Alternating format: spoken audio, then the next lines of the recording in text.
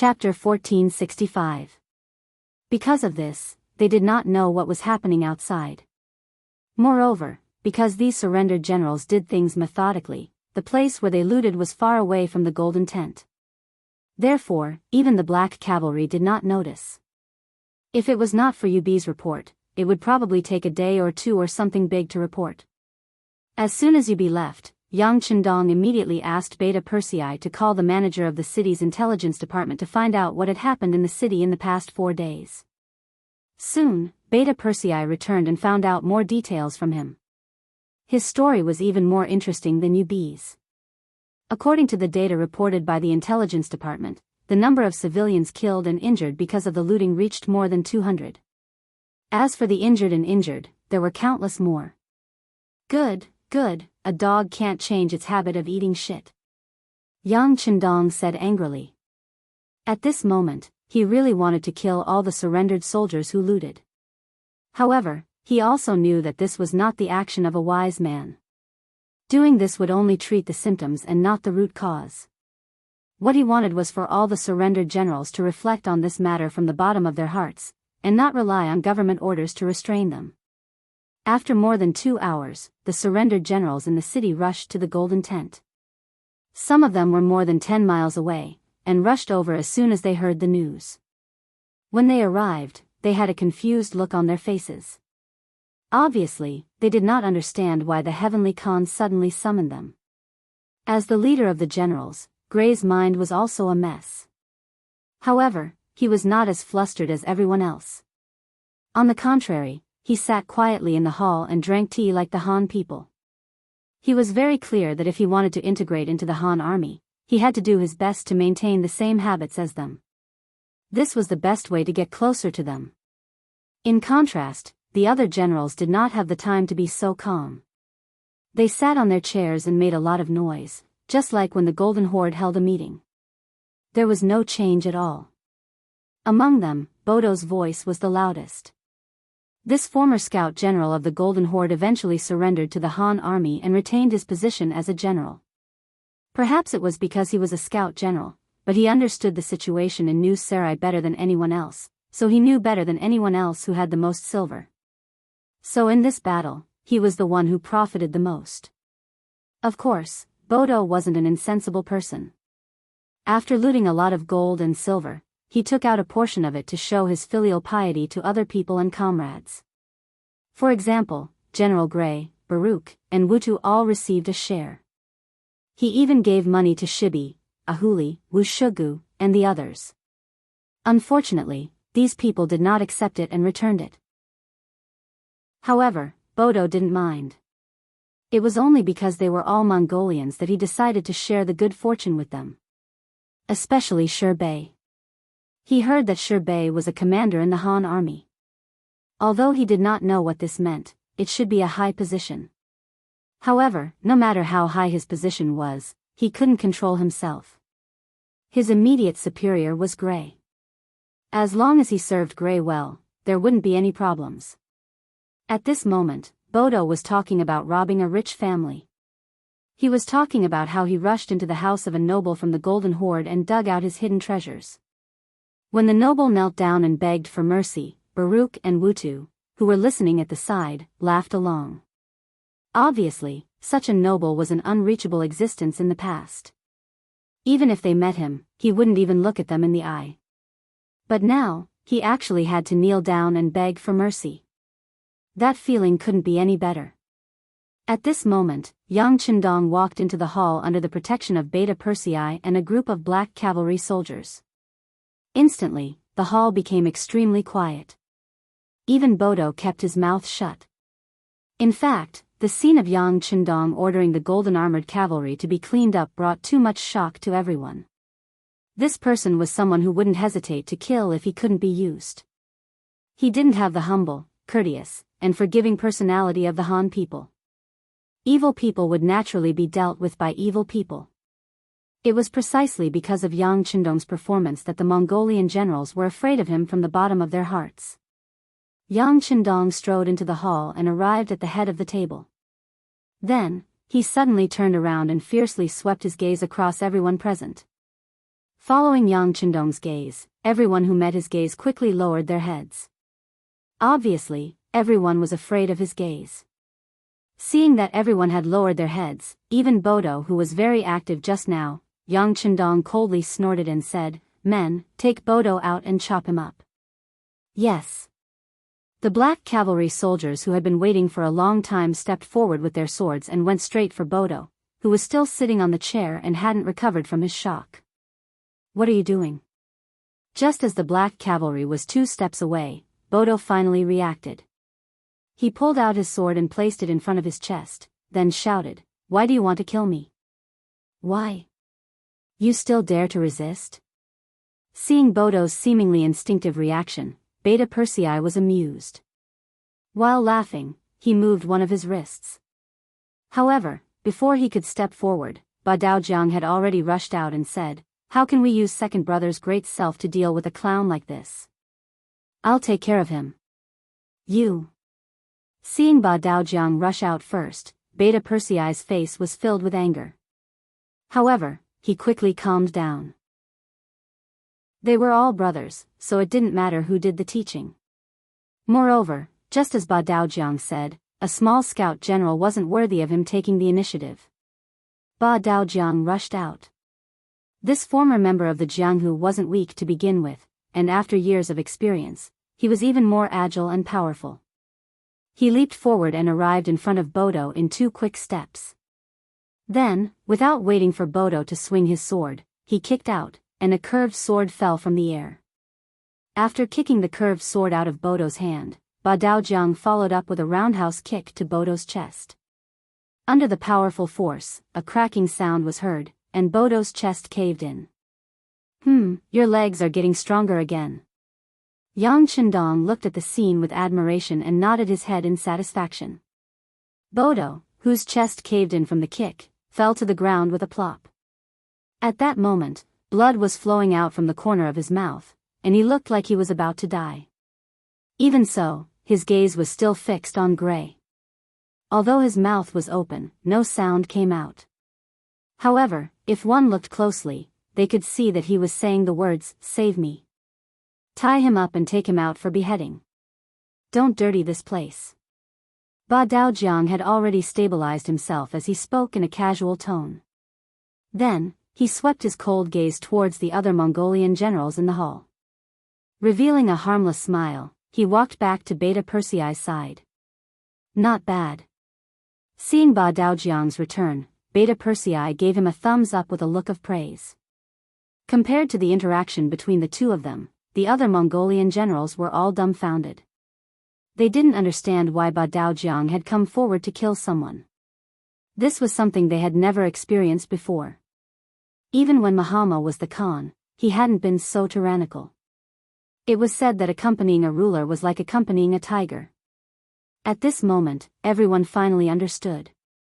And it was precisely for some unknown reason that everyone couldn't help but break out in a cold sweat. Furthermore, everyone was deep in thought. Had they done something that they shouldn't have done recently? Would the next person to be pulled out to be beheaded would be themselves? The hall was even quieter than before. This sudden scene caused the Mongol generals to fall into deep thought. At this moment, Yang Chendong spoke again. "Gray, Baruch, Yutu, do you know your crimes?" The 3 people who were called out were sweating even more now. They hurriedly left their chairs and knelt on the ground with a plop. Their heads were so close to the ground that they had zero contact with it. It was no wonder that the 3 of them were so nervous. After all, Bodo had just been killed. They were really worried that they would have the same ending. As for what they had done wrong, they really didn't know. However, at this moment, the 3 of them were smart enough not to say anything. Instead, they knelt on the ground and kowtowed continuously while saying, "We are guilty, guilty. Yes, you are indeed guilty. This Khan has repeatedly ordered that you are not allowed to disturb the people in the city. But what did you do? You clearly knew about Bodo's evil deeds, but not only did you not stop him, you even dared to accept his benefits. I think you are all accomplices." Yang Chendong's strict voice rang out. Hearing that it was actually this matter, the Mongolian generals present had an enlightened look on their faces. At this moment, they finally understood why Bodo had been beheaded. For a moment, many of them rejoiced that they hadn't been possessed to do such a thing. They couldn't help but heave a sigh of relief. However, the three people kneeling on the ground all had nervous expressions on their faces. Although they hadn't sent their troops to rob Bodo, they had indeed received a gift from the robber, Bodo. It wasn't an exaggeration to say that they were accomplices. When they thought about Bodo's fate, they were afraid that Yang Chendong would kill them as well. Gray abruptly raised his head and said with a nervous expression, "Heavenly Khan, we were wrong, we were wrong. Please give us another chance on account of our loyalty to you and our contributions to the army." When Gray mentioned contributions, Yang Chendong couldn't help but frown. Just based on this sentence, he had already sentenced Gray to death in his heart. However, just as Gray had said, he had indeed contributed to the army. If Gray was really killed on the spot, it was inevitable that the other Mongolian generals would have other thoughts. This was especially so when the people present included He, a general who had defected to the 5-star army under his influence. Thus, Gray's punishment had to be extremely careful. Chapter 1466. Yang Chendong took a deep breath and suppressed the anger in his heart. When he looked at Gray, his expression became much calmer. "That's right. The three of you have performed meritorious deeds. Since that's the case, this Khan will give you a chance. Next, we will move against the Ross Empire. The three of you will lead the death squad as the vanguard. If you perform meritorious deeds, you will naturally be reinstated. As for Gray's current position, Ahuli will temporarily take over. What do you think?" Yang Chendong's tone changed. In Gray's ears, it was like spring. Knowing that he wouldn't have to die, how could he disagree? He immediately knelt and cupped his fists. "I am willing to be the generals of the death squad. I am willing to serve the Khan." "Good." Yang Chendong revealed a satisfied expression at Gray. Then, he looked at everyone and said in a clear voice, "Everyone, you are no longer generals of the Golden Horde. Instead, you are generals of the 5-star army. Since that's the case, you will have to abide by the military rules here. This Khan will say this once more. As soldiers of the 5-star army, you are not allowed to bully the citizens or disrupt the military rules. If there is a next time, no matter who it is, no matter what contributions they have made, they will be severely punished. Ahuli will keep a close eye on this matter. If anyone disobeys, you can kill them first and report later." Ahuli was the former Khan of Zhongxing. Under his rule, the citizens of the city lived a good life. He could be said to be a different kind of person in the Mongolian army. He was an ambitious general who wholeheartedly wanted to change the lives of the citizens. He was the most suitable candidate to replace Gray as the leader of the Mongolian army and to deal with the security issues in the city. Although he was only a temporary representative, what if Gray never came back? Ahuli didn't know what Yang Chendong was thinking, but he could feel that the other party valued him. He immediately knelt on the ground and said sincerely, "Thank you, Great Khan, for thinking so highly of me. Ahuli will do my best to not let you down." From the beginning to the end of the meeting, only 15 minutes had passed. After killing Bodo, reprimanding Gray, and promoting Ahuli, Yang Chendong left. It was precisely because of this that the shorter the time they came into contact with Yang Chendong, the more mysterious he was, causing others to not dare look down upon Yang Chendong in the slightest. However, in this short 15 minutes, the pressure on the Mongol army was immense. After seeing how Yang Chendong dealt with Bodo, everyone knew that the Heavenly Khan was an iron-blooded person. He wouldn't let sand get in his eyes. Such a person wasn't easy to fool, and no one dared to fool him. As for giving a chance to Gray, Barlow, and Wu Tua, this proved that the Heavenly Khan was someone who cherished old friendships. Not only did he not incur the disgust of everyone by dealing with the three of them, he even stripped them of their military authority. On the contrary, everyone felt that following him was the right thing to do. At the very least, they wouldn't erase their previous military exploits because of a small matter.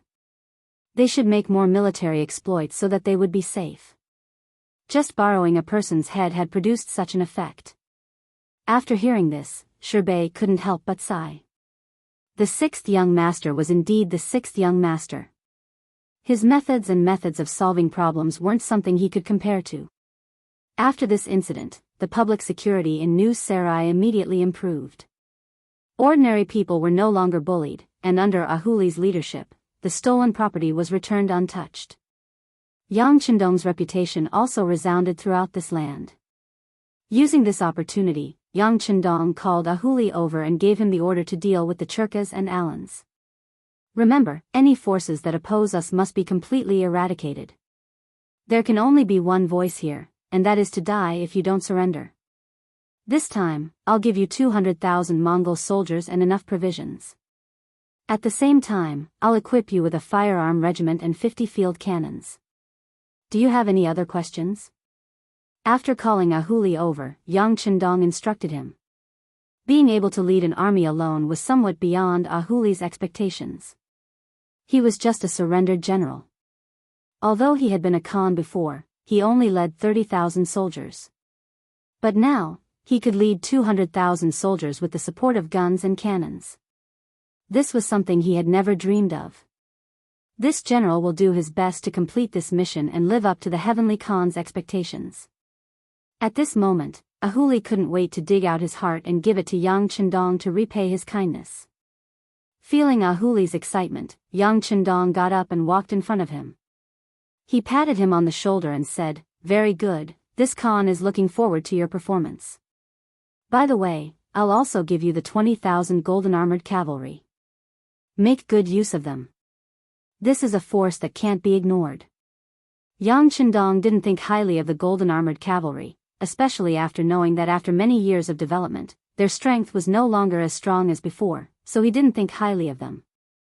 But if he left them to Ahuli to deal with the other Mongol tribes, they would still be a force to be reckoned with. Just the golden armored cavalry alone wouldn't be able to harm them with ordinary swords. Yes, yes. Ahuli kept nodding his head and making a promise. After arranging Ahuli's affairs, Yang Chendong began to prepare for the invasion of Russia. As the leader of Yang Xia and the founder of the Five-Star Army, it was destined that he couldn't stay in one place for too long. It had been 3 years since he entered the Far East. According to his plan, he had to deal with the situation here this year. Fortunately, the Golden Horde had been destroyed, so he had already completed half of his mission. The next step was to deal with the White Russians.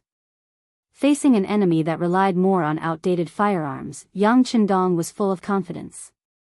7 days later, Huli, who had made sufficient preparations, led 200,000 Mongol surrendered soldiers out of New Salai and went straight to the Cherkass camp. Half a month later, a large number of horses flooded into the city. They were all responsible for transporting gold and silver. Following the arrival of this army, Yang Chendong also led the 200,000 Mongol soldiers, the new Second Army, and the remaining 3 firearm regiments and an artillery regiment of the 2nd Cold Front Division out of the city. They headed straight for the Rossi Duchy's territory.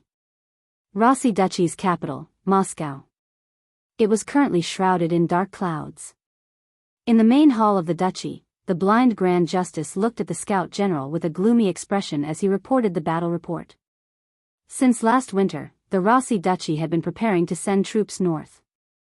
They wanted to chase out the Han army that occupied the northernmost city, Oksino. For this, they had made a lot of preparations, such as military supplies, provisions, firearms, cannons, and even war horses. They were just waiting for the coming year to show their might. But before they could send troops north, they had received news that the Han army was going to attack the Golden Horde. They had also heard that the Han army was coming aggressively, with more than 100,000 soldiers. When they first heard the news, the important officials and nobles of the Rossi Duchy did not take it seriously. Everyone only cared about what benefits they could gain from this battle. After a heated discussion in the court, the final conclusion was to stop sending troops north and focus on the east. They would wait for the Han army to be defeated by the Golden Horde, then they would take the opportunity to strike and reap the benefits. When the time was right, they would send troops north. It would be easy for them to take back Oxino. However, the outcome of the battle was far beyond everyone's expectations.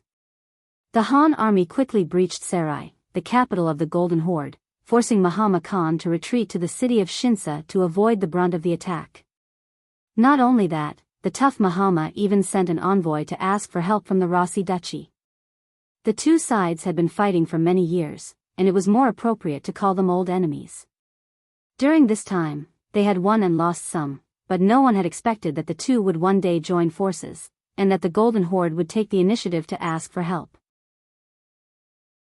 As for the envoy sent by the Golden Horde, the blind duke arranged for someone to send him to the post house, and then he came to discuss this matter with the other officials. Regarding this matter, the officials had two opinions. One was to send troops, and the other was to not send troops. The reason for not sending troops was to use the Han army to deal a heavy blow to the Golden Horde, which would be more beneficial to the Rasi duchy's independence and unification. The reason for sending troops was to prevent the Han army from becoming too powerful. After all, Mahama was a very proud person. Even he had to lower himself to ask for help. This showed that the Han army's fighting strength was very strong. If he didn't help, once the Han army really subdued the Golden Horde, he wouldn't have anything to worry about when fighting with the Han army in the future. Yes, even at this time, the Rasi people still believed that although the Han army was strong, they could only defeat the Golden Horde and not defeat it. The Golden Horde could summon hundreds of thousands of cavalry at any time with a decree, and the Rasi people had already experienced the strength of the Golden Horde. No one could defeat the Golden Horde, at least not in the short term. This had become the consensus of the Rasi people. The meeting lasted for a long time, and in the end, the people who wanted to send reinforcements had the upper hand. The blind duke finally decided to send reinforcements, but it would take time to send the troops from the north to the east. They did not have the convenience of carrying food with them like the 5-star army, so they needed a lot of time to prepare. Finally, 10 days later, the 100,000 reinforcements prepared by the Rasi started their journey. This was thanks to the previous preparations, otherwise, they would not have been able to set off so quickly. But at this time, new news came. The Han army was already outside New Sarai, engaged in a major battle with the Golden Horde, and finally won. They killed Mahama Khan with cannon fire, and captured Bora Khan. Hundreds of thousands of Mongolian cavalry were defeated, and the Golden Horde was about to become history. The Rasi people's enemy also changed from the Golden Horde to the Han army. When the news came, the entire Rasi people were shocked. Many people did not believe the truth of this matter. Although more than one group of scouts reported the same news, there were still many people who did not believe it. How could the powerful Golden Horde be destroyed so easily? Even if it was destroyed, it should be done by the powerful Rasi people. Chapter 1467. Regardless of whether they believed it or not, the truth was the truth. In the next few days to half a month, the Ras duchy was still trying to find out how the Golden Horde was destroyed by the Han army in such a short period of time. News came again that the Han army had turned around and was heading towards the Ras duchy. How did the Han army manage to reorganize so quickly and digest the hundreds of thousands of Mongol cavalrymen? Very quickly, no one bothered about this question, because the next target of the Han army was themselves. Even the powerful Golden Horde had been wiped out in less than a month. The question was, how long could the Rasi kingdom last as their opponent? All of the officials and nobles started to panic. For the first time, they realized that they had lost their confidence and did not know how to face the Han army. At this time, another piece of bad news came. The Han army in the northern cities had moved. They had suddenly set off from Oxino city and moved from the north to the south. They had conquered Ust Zili Lima city and were heading towards Arkhangelsk city. This was obviously to coordinate with the Han army to deal with the Ras country. After the news came, the Ras country, which was already frightened, fell into chaos once again. Some of the capitulators were also born. This seemed to be a law of historical development. No matter how strong a country was, there would always be some people who were afraid of death. When danger came, their first thought was not how to face it, but how to protect their own interests. The so-called negotiation party, which was also the capitulators, jumped out at this time. In the court, the capitulators, led by Nevsky, quickly made their voices known. They wanted to immediately send people to negotiate with the Han army before the other side had taken down more cities. They wanted to negotiate with the Han army before they had the strength to negotiate. For this, they were willing to pay a price and even give up some cities. In the eyes of the capitulators, the Han army did not have the strength to destroy them. Although they had defeated the Golden Horde, they had definitely lost a lot of their strength. Furthermore, they had captured hundreds of thousands of Mongol cavalrymen. These people were all arrogant and unruly, so how could they be so easily subdued? It would probably take some time to deal with them. This was an opportunity for the Russian Empire. While the Russian Empire was not completely stable internally, they would take the initiative to show weakness and dispel the Russian Empire's killing intent. This would create enough time and opportunity for the Russian Empire's development. Nevsky even suggested that they should submit to the Han Chinese if necessary. Anyway, it's not like they haven't done such things before. Didn't they submit to the Golden Horde before? Once this idea was made, it quickly gained the upper hand. Many important officials, generals, and nobles of the court expressed their support. He also urged the blind duke to quickly settle the matter and have a good talk with the Han army. They did not want to wait for the enemy soldiers to arrive at the city gates. At that time, everything would be too late. The blind duke looked down on these spineless people. However, he knew that the other party was right. Now that the morale of the Han army was high, it would not be wise to make an enemy out of them. If they could drag things out and wait for the other party to not have so much killing intent, wait for the hundreds of thousands of Mongolian cavalry captives to start causing trouble, and wait for the internal situation to become unstable. Only then could they counterattack, and their chances of winning would be much higher. The blind duke, who had his own plans, finally agreed to the idea of surrendering. He sent out a negotiation team led by Nevsky to welcome the Han army that was heading towards Moscow. He hoped to settle the matter as soon as possible. After receiving the order, Nevsky prepared for a night and set off early the next morning. It could be seen that he had done a lot of work in private. After he left, under the leadership of young Master Ivan outside of Moscow, the excavation of the tunnel began. The tunnels were the best way to restrain the charge of the cavalrymen. Then, they would use their muskets to counterattack. This was the tactic they used to deal with the Golden Horde cavalrymen. They sent people to negotiate while preparing for war. This action showed the stubborn and cunning side of the Russian Empire. Especially Ivan, who said to the outside world that the strong would not place their hopes on the enemy, and that their own strength was the most important thing. Not to mention the various preparations outside of Moscow, just the fact that Nevsky and his men rushed over, they finally met the Han vanguard army in Kazan City. When they reported their identities and took out the relevant documents, the vanguard general, the current commander of the Russian division, Nikolaev, welcomed them. They were all Caucasians, and they were connected by blood. This made Nevikov very happy. As soon as he saw Nicholas, he tried to get close to him, as if they were talking about their common ancestor. He wanted Nicholas to speak for him in the future.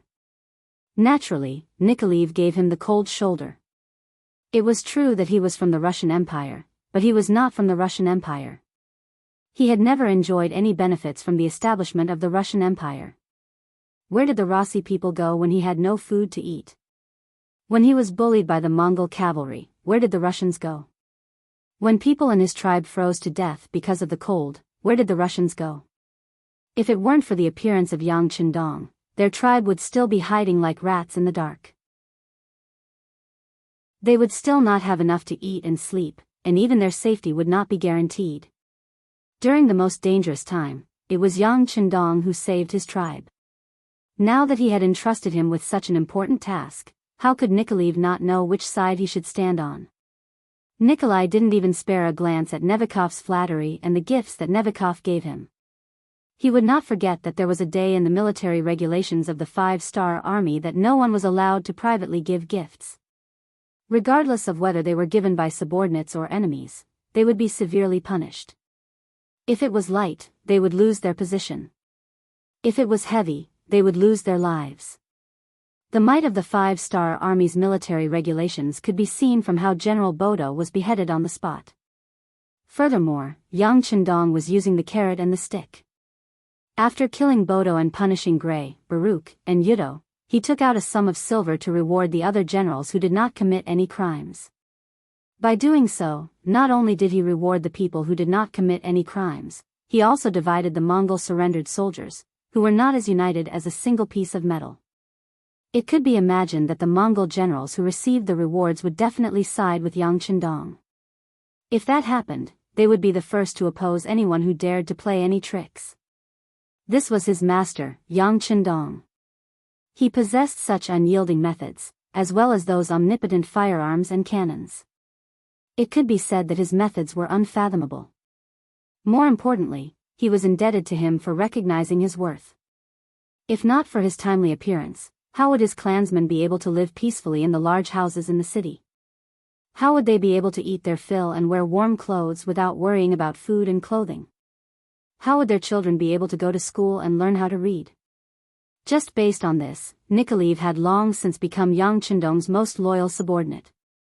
He would definitely not allow himself or anyone else to harm Yang Chendong's interests. With such a firm will, Nikolaev's actions were destined to not receive any response. Seeing how difficult it was to talk to Nikolaev, he could only helplessly request for him to report to the Han army's commander. He wanted to meet Yang Chendong personally and report to him. Naturally, Nikolaev did not dare to neglect such a matter. Although he did not have a good impression of these self-proclaimed White Russians, he did not understand Yang Chendong's intentions. Naturally, he did not dare to make a decision on his own. Very quickly, Nikolaev reported the matter of Nikolaev representing the Ross Duchy to Yang Chendong, who was rushing over. He also quickly received the order to stay put. When the news was passed to Nikolaev, he was naturally very happy. He knew that the Han army's commander had the intention to negotiate. At that moment, he began to carefully consider what to say when he met the person in question. Was Yang Chendong preparing to negotiate with the Ross Duchy? The answer was that it was impossible. Others might not know, but Yang Chendong was very clear. Whether it was the current blind duke or his successor, Ivan, they were all very famous figures in White Russia's history. They were all elites among elites. He would never underestimate such an enemy, nor would he give such a person a chance to catch his breath and make a comeback. The reason why he wanted to negotiate was because he wanted to use the White Russians to surrender. He wanted to see how he could obtain the greatest benefits with the smallest price. 3 days later, the Central Army resisted Kazan City. Nikolaev and Nikolaev came out of the city together to welcome Yang Chendong's arrival. From afar, when he saw that Yang Chendong was only a man in his 30s, Nikolaev was shocked. After coming here, Nikolaev had done a lot of work. He spent a lot of money to get to know some of the officers in the foreign division. From them, he learned some things about Yang Chendong.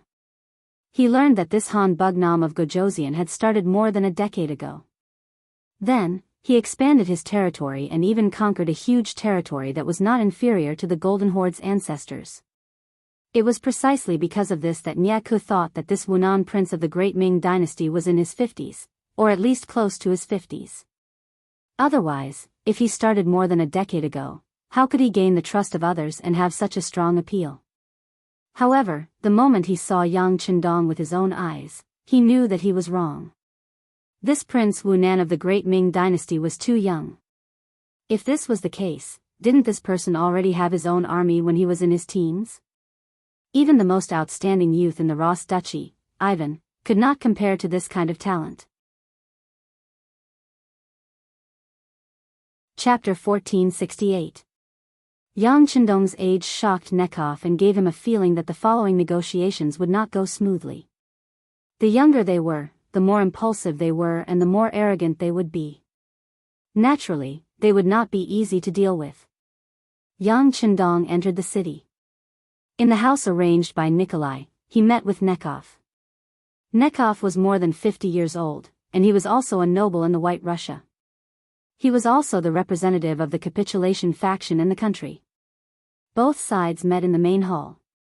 Yang Chendong was accompanied by Beta Persei and Shibi. It could be seen that Yang Chendong intended to promote this person and teach him more. This was also a sign that he wanted to be put in an important position. Naturally, Shibi would try his best to grasp this opportunity. After Nekov entered the main hall, he began to lead the negotiations without waiting for Yang Chendong to speak. "Are you here to represent the Ross Duchy to surrender?" As soon as they met, Shibi took the initiative to speak.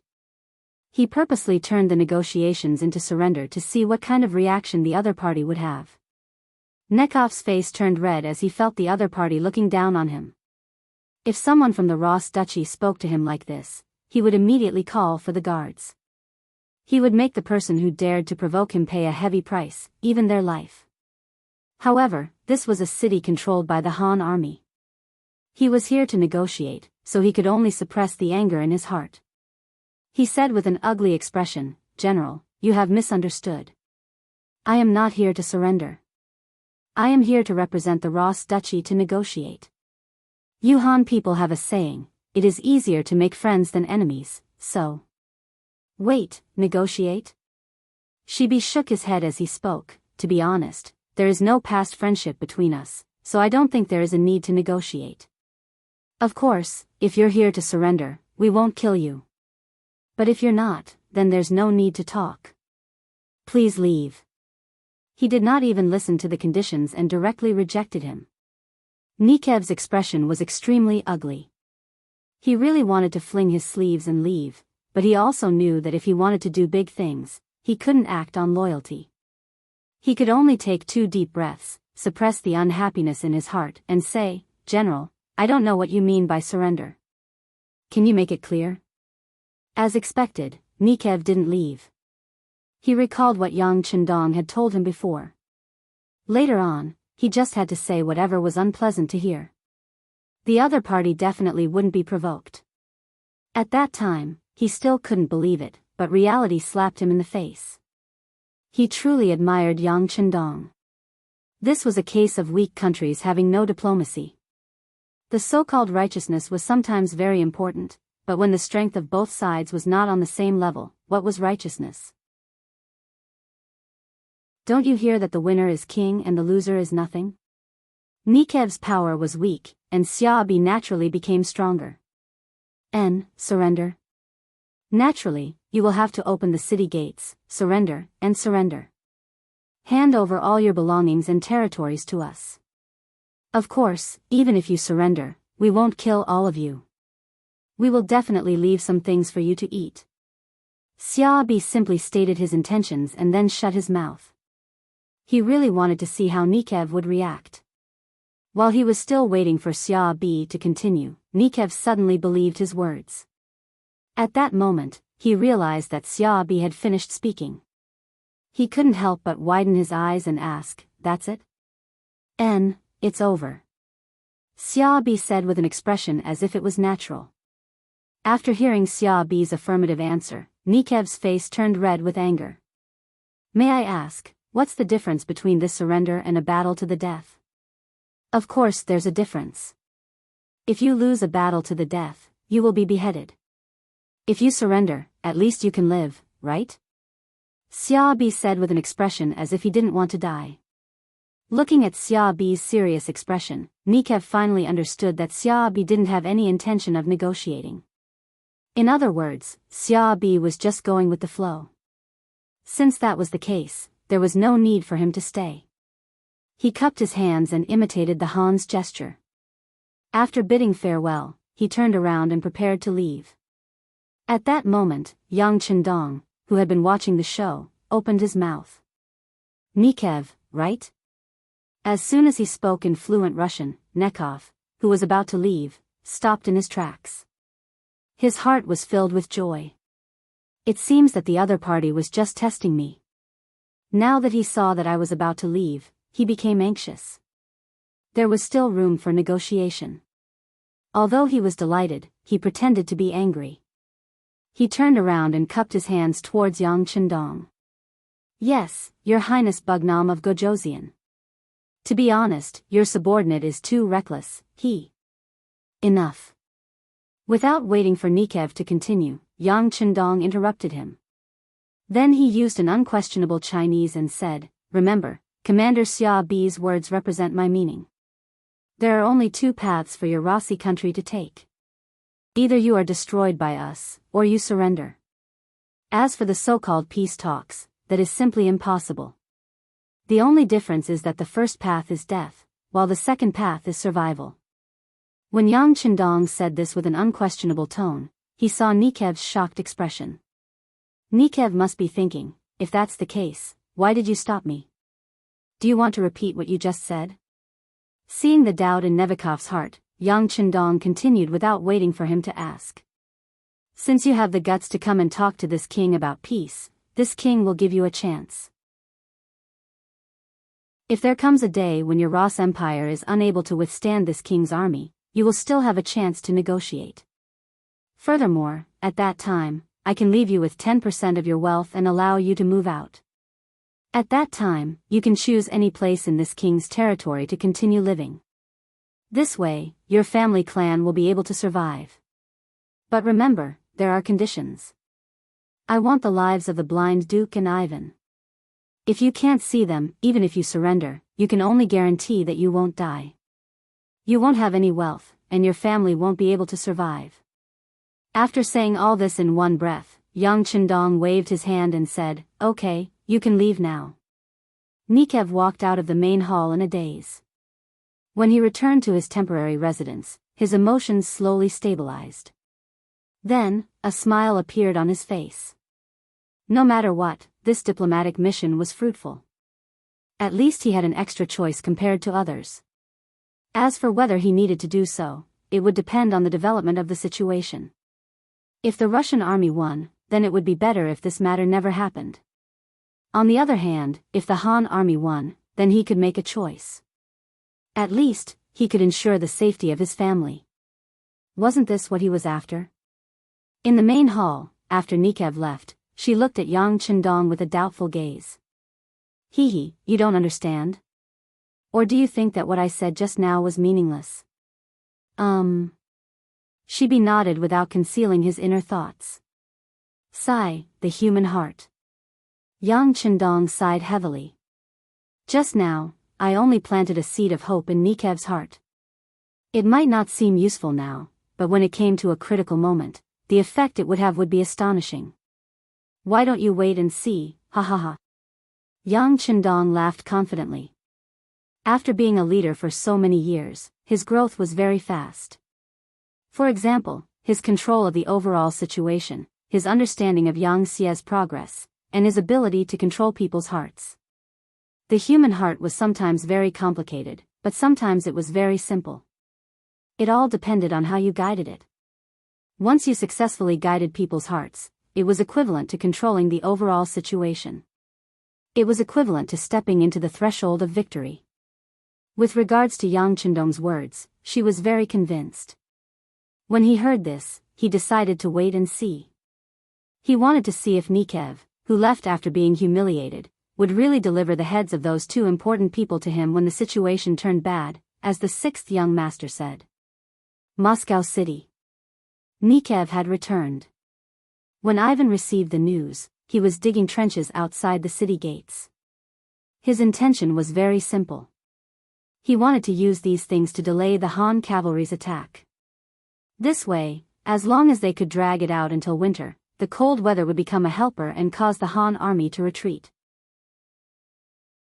This way, they would have more time to catch their breath. In the long run, they would be able to wear down the enemy's morale and obtain the final victory. Father-in-law wants to have a meeting and wants me to go. Ivan jumped out of a trench and looked at the soldier who came to pass on the message. Yes, Lord Nikev has returned. He said that he brought the latest news. The soldier said with a serious face. Good, lead the way. Ivan clapped his hands, and after removing the black mud on them, he strode forward. As he walked, he thought, this time, no matter what conditions Nikev used to force the Han army to retreat, he would not admit it.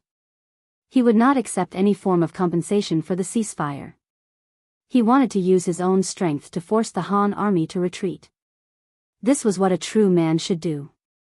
Ivan, who already had his own ideas, was led to the main hall by the soldier. Here, the civil and military officials were already lined up on both sides. When Ivan entered, he noticed that everyone's expression was not too good. He guessed that the Han army's conditions were very harsh. This is also good. We can only fight to the death. Chapter 1469. Ivan, who had a heroic plot and also wanted to be a hero, thought so as he walked to his seat and stood still. About a quarter of an hour later, a few more ministers walked into the hall, followed by the Grand Duke of Blindness. Since everyone is here, let's hear what Nikowski has to say. Cough. Nikowski coughed, attracting everyone's attention. His expression was somewhat ugly as he said what he was willing to say. As for what Yang Qindong said, he naturally hid it in his heart. That was one of his life-saving treasures, so he would not easily show it to others. After Nekov finished his words, everyone in the hall became silent. No one thought that this would be the result. If they didn't surrender, they would die. Even peace talks were rejected. Did this mean that the Han army was too arrogant, or did they have enough confidence to defeat the Ross Empire? Ha ha ha ha. In the silence, a burst of laughter came from Ivan's mouth, attracting everyone's attention. Ivan, who had been laughing for a few times, finally stopped when he saw that everyone's attention was focused on him. He said, "All right, can everyone give up now? Who still wants to talk about peace with the Han army?" At the end, Ivan's voice was close to a roar. He was clearly very angry. None of the officials said anything about this. Just as Ivan said, if peace talks failed, then they could only fight. Everyone had the same idea. Okay, since it's like this, we don't need to have any illusions. Although the Han army is very strong and can destroy a behemoth like the Golden Horde, we are not to be trifled with. Young Master has already dug trenches outside the city, which can effectively stop the Han army's charge. As long as we can hold out until winter arrives, the other side will inevitably withdraw their troops. If we do this repeatedly, with our advantage as the host, we can exhaust their spirit.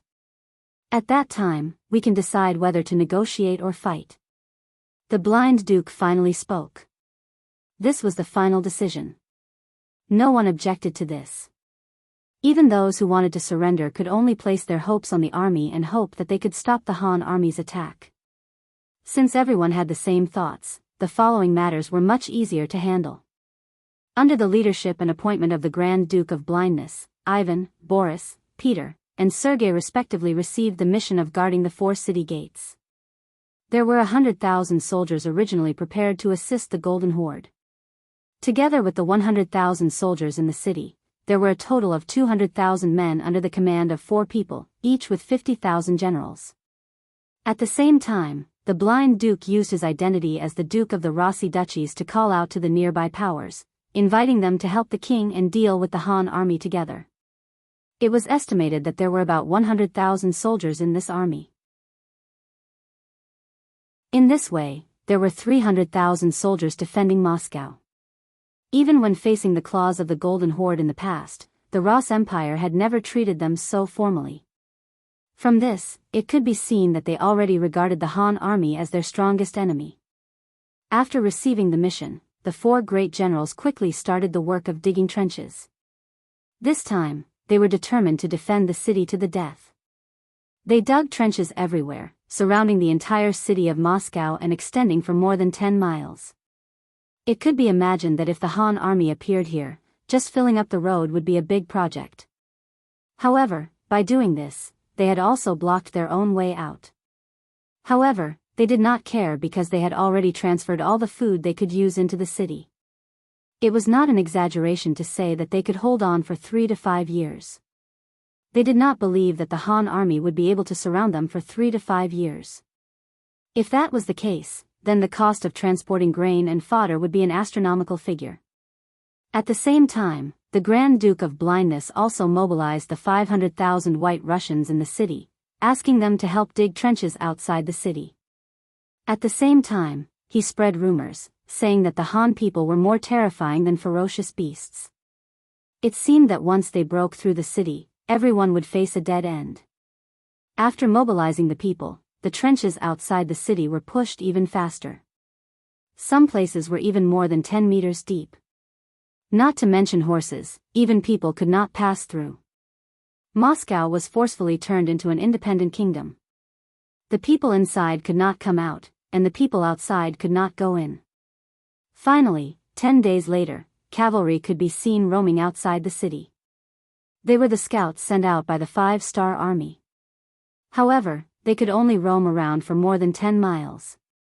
Countless large and deep holes blocked their path. Ha ha ha.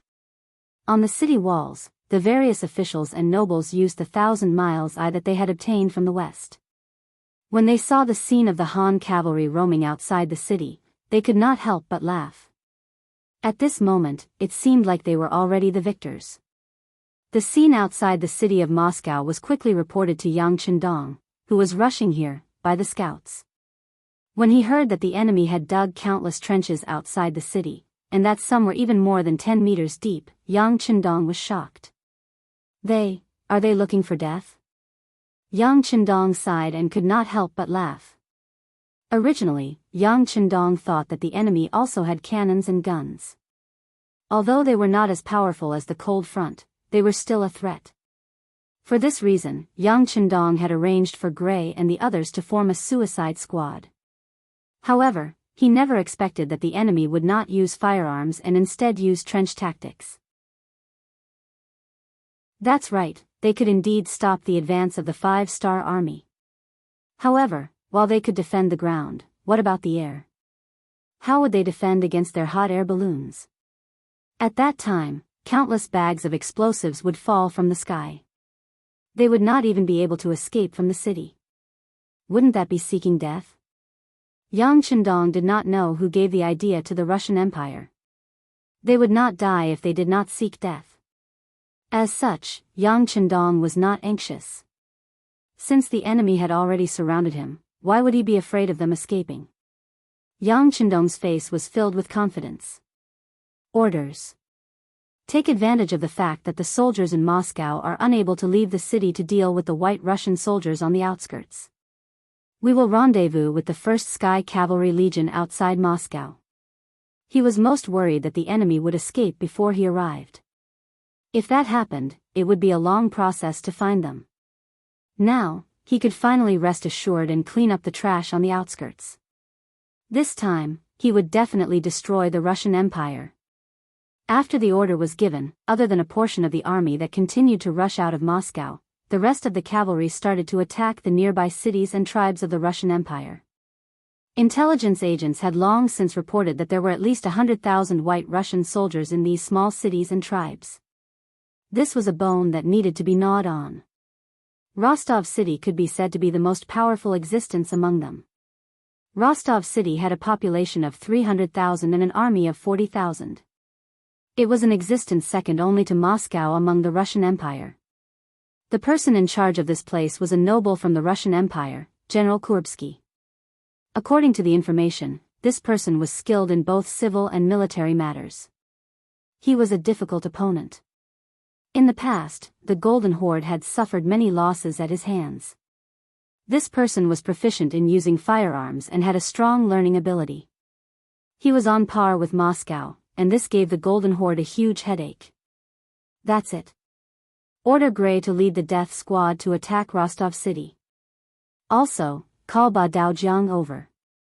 Yang Chendong already had an idea in his mind as he gave the order. 6 days later, 50,000 soldiers from the 5-star army arrived 8 miles away from Rostov City. They quickly formed an encirclement and surrounded the entire city. They looked like they were ready to attack at any time. Rostov City's 4 gates were already tightly shut. Although they didn't dig countless trenches outside the city like Moscow, the hundreds of cannons erected on the city walls proved their determination to fight to the death.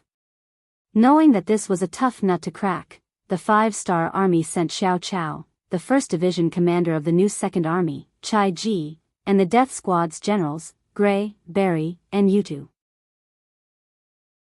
There was also Daojiang, who was personally sent by Yang Chendong to supervise the army. According to Yang Chendong, Ba Daojiang was here to boost everyone's morale and record everyone's performance. With such a person around, no matter who made a contribution, his name would appear in Yang Chendong's ears and reach the heavens. Everyone was quite happy with Ba Daojiang's arrival. After all, someone needed to spread the news of one's achievements. He was like a historian who could encourage people to do things seriously without worrying about their good deeds not being known by others. Gray was the most excited among them. He even took the initiative to invite Ba Daojiang for a drink to build their relationship. Gray had made a mistake and was sent to be the general of the death squad. This news had already spread among the surrendered Mongolian soldiers. However, because Yang Chendong didn't leave any traces behind, no one discovered his intentions.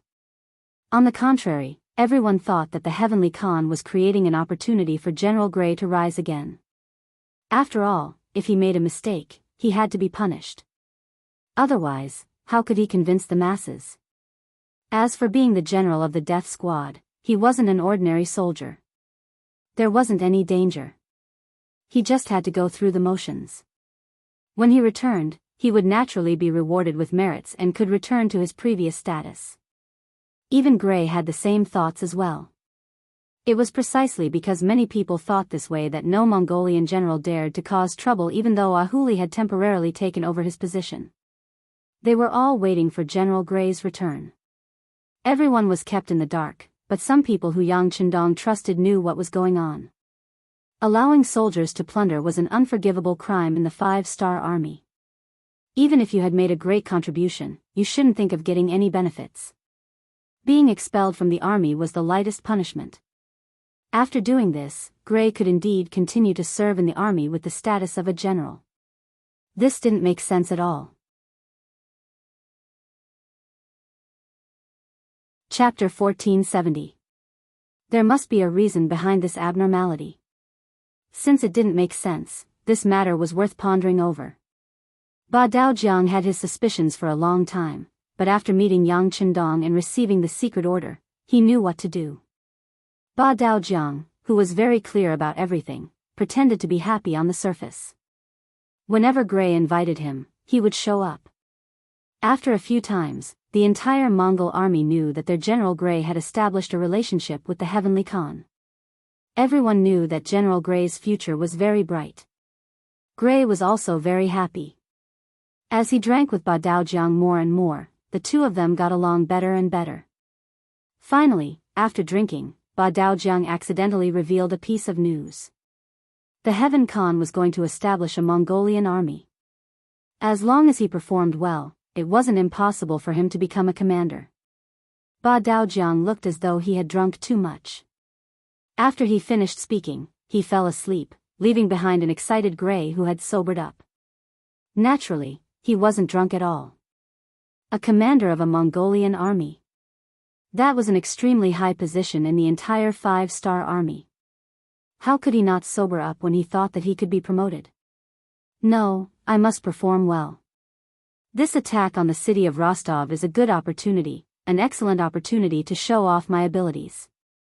Unknowingly, Gray had set a goal for himself. The military operation to besiege the city took 3 days to complete. After the 4 city gates were sealed, the cannons of the 2nd Cold Front Regiment were pushed forward. They aimed at the Ross cannon, which was also a cannon.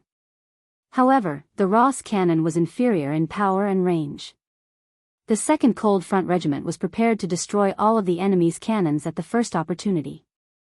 Next, it was time for the cavalry to charge. For this reason, the commander of the new 2nd Army's 1st Cavalry Division, Chow Chow, and the general of the death squad, Gray, got into an argument over who should be the one to contribute the most. Commander Chow Chow wanted to contribute. He had a feeling that after the Golden Horde was destroyed, there would be fewer and fewer opportunities for them to fight a big war. He had also heard rumors that the 2nd Army was about to expand into the 2nd Army Corps. At that time, Commander Shibi would very likely be promoted to commander of the corps. In that case, there would be at least 3 vacant commander positions. As the commander of the 1st Cavalry Division, he naturally had a lot of opportunities and room for promotion. He didn't want to miss such an opportunity. Therefore, he had to use this battle to perform well and let others see his ability.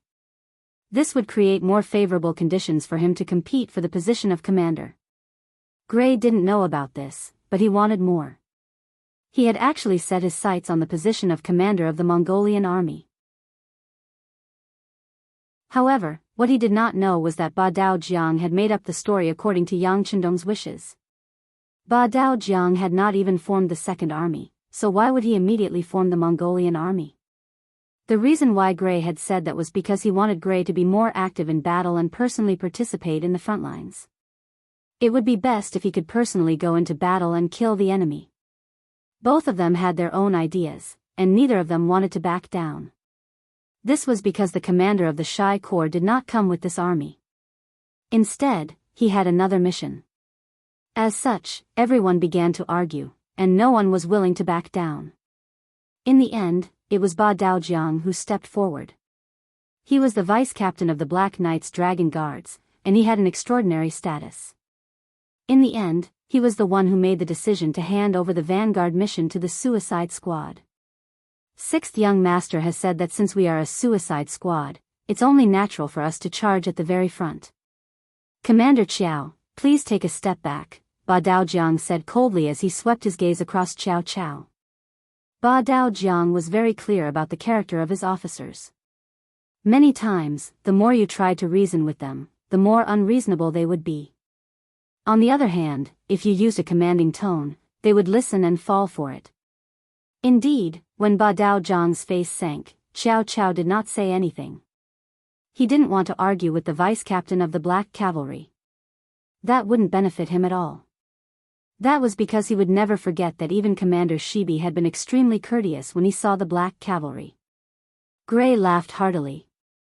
He believed that this was the effect of his relationship with Ba Daojiang during this period of time. He even threw a grateful look at Ba Daojiang. After that, he started to assemble the army and prepare for the charge. In front of Commander Chai Ji, Ba Daojiang gave a very serious order for the artillery support of the cold front to be in place.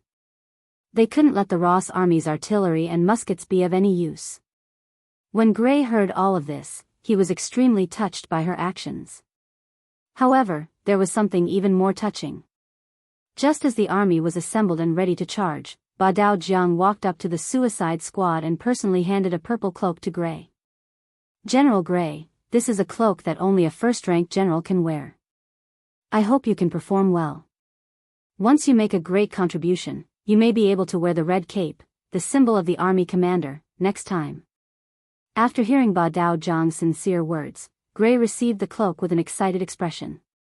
He then put it on in front of Ba Daojiang. The cloak fluttered in the wind, making it even more eye-catching and eye-catching. A burst of laughter came from Gray's mouth. Brothers, the Heavenly Khan has treated us so well. How can we not perform well to repay his kindness? Come, charge with me. Take down Rostov City and capture Kurbsky alive. Take down Rostov City and capture Kurbsky alive. The Mongolian cavaliers below also shouted loudly. After that, Gray intentionally glanced at Qiao Qiao, who was still wearing the white cloak and was only a division commander. Then, he laughed heartily and led the 40,000 Suicide Squad to charge forward. The war drums beat, and the sound of the battle shook the heavens. The attack on Rostov City had officially begun. After Gray personally led his army out, Ba Daojiang arrived at the encampment of the 2nd Cold Front Regiment. When he saw the cannons roaring furiously as they bombarded the city gates, he chuckled as he walked over to the 1st Regiment Commander Chai Ji and said, "Regiment Commander Chai, what kind of battle have we not experienced before? There's no need to be so nervous. Come, have a smoke and relax." Chai Ji naturally accepted Ba Daojiang's goodwill. Taking the cigarette with both hands, he thanked Ba Daojiang and chuckled. "I'm not nervous. I'm just excited before the battle." This wasn't arrogance. It was the truth.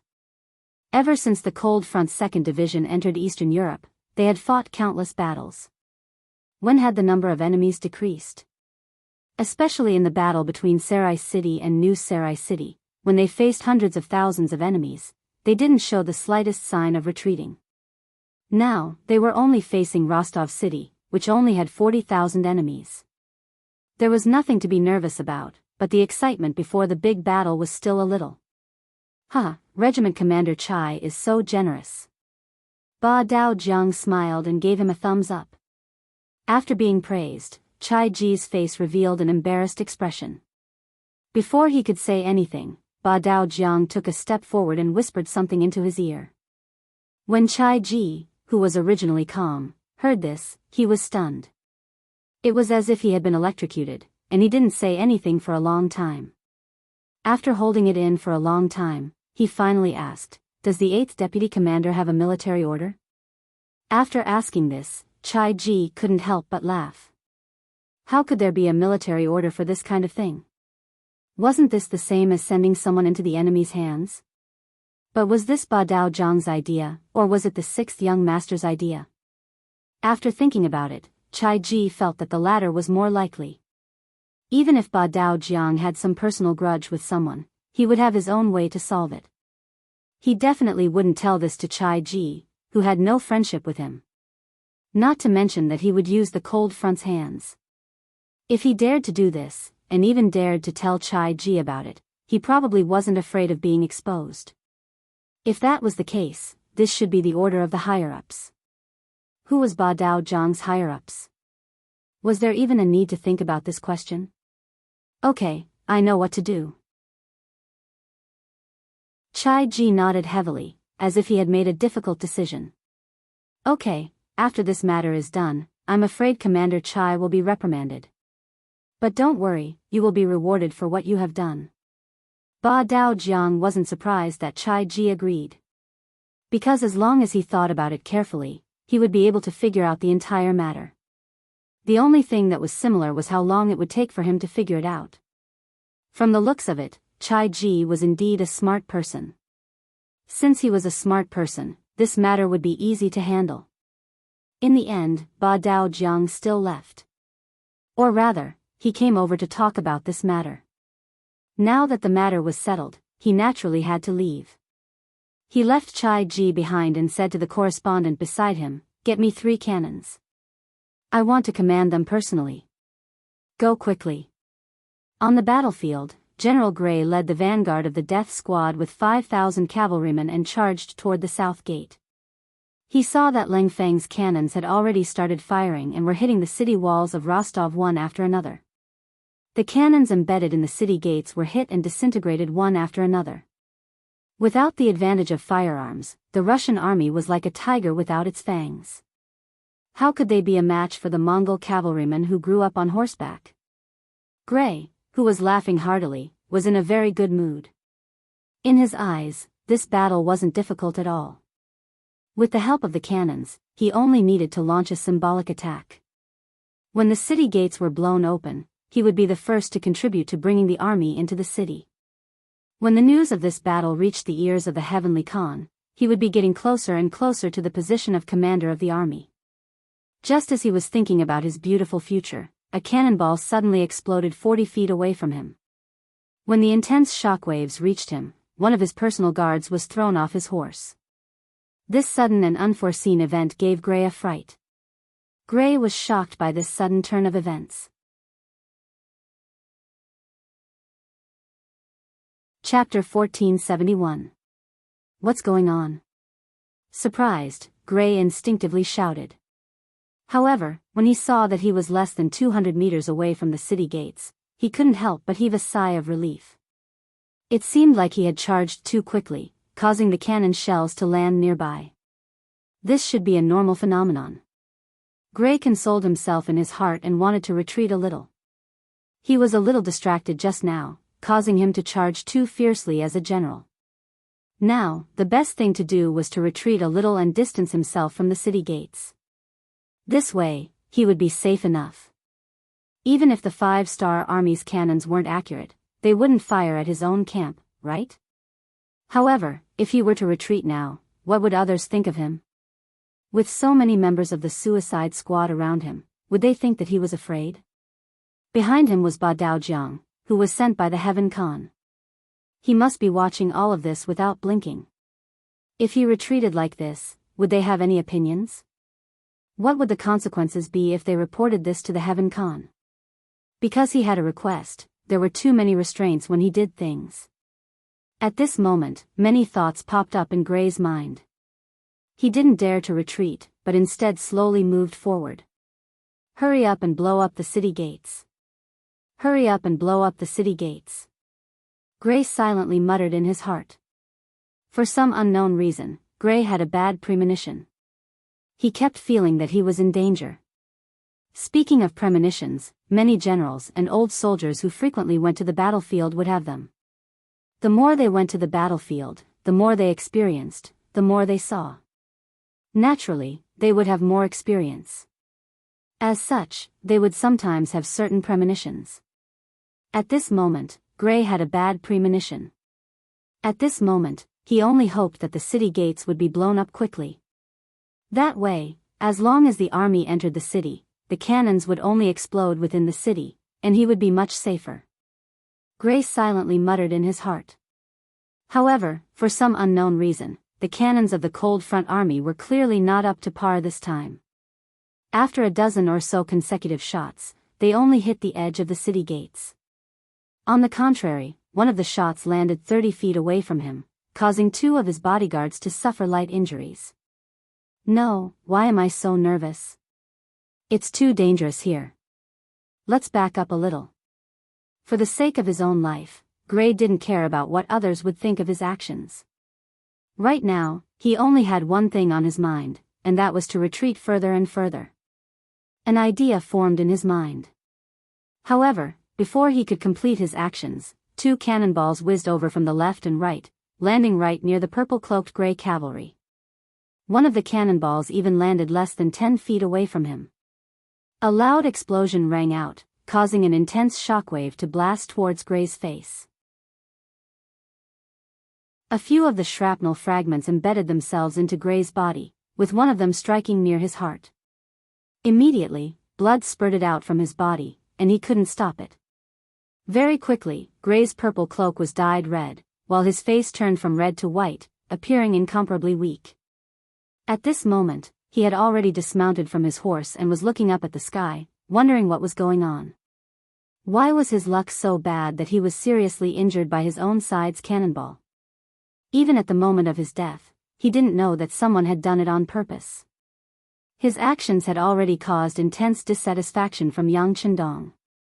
However, after considering the thoughts of the surrendered Mongolian generals, he didn't publicly punish him.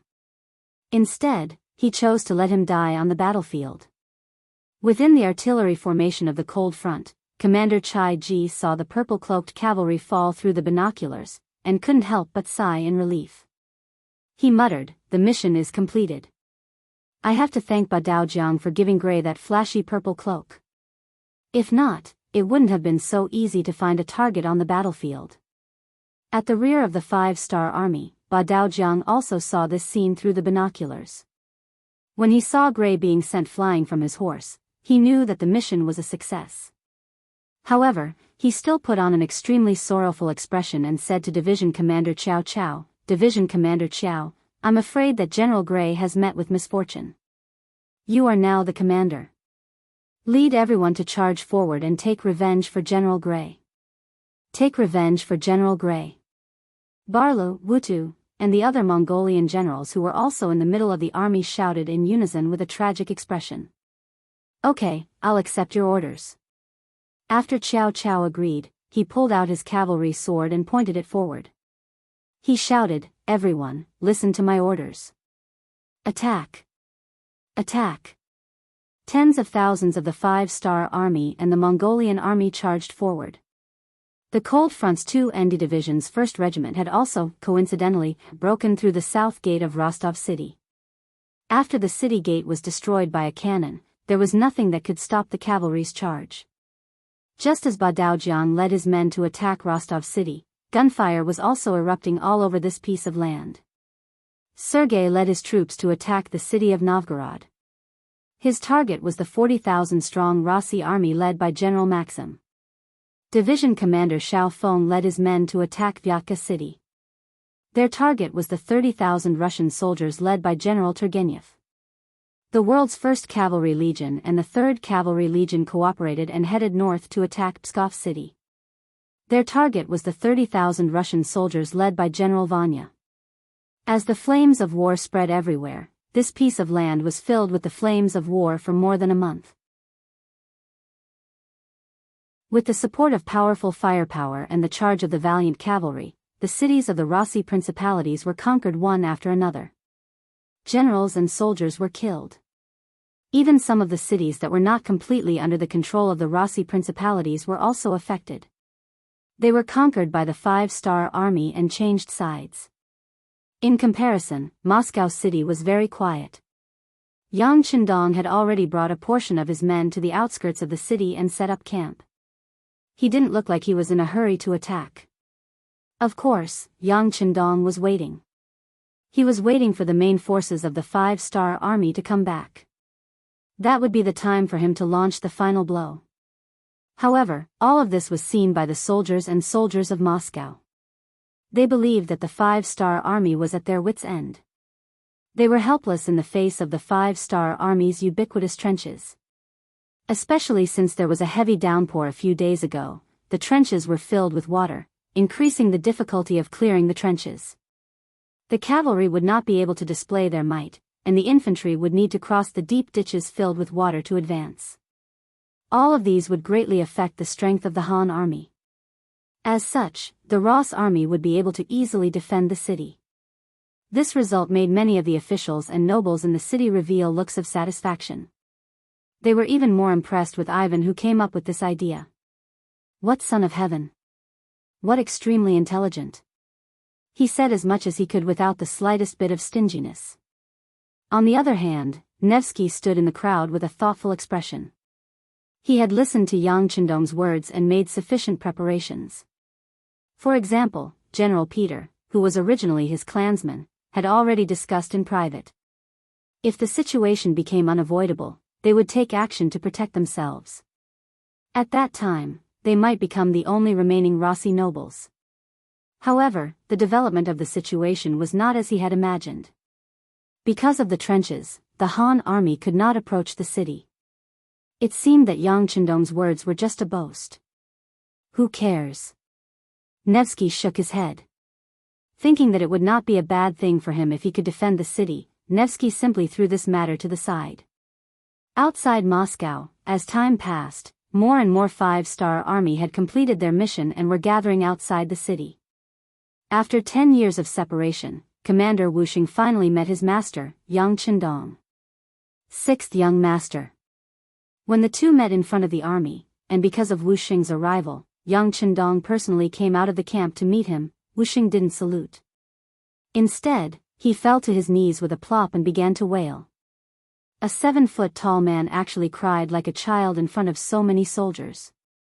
Not only was this not a joke, but it also caused many people to cry at the same time. If one was not a veteran of the Third Army, they would not be able to understand this feeling.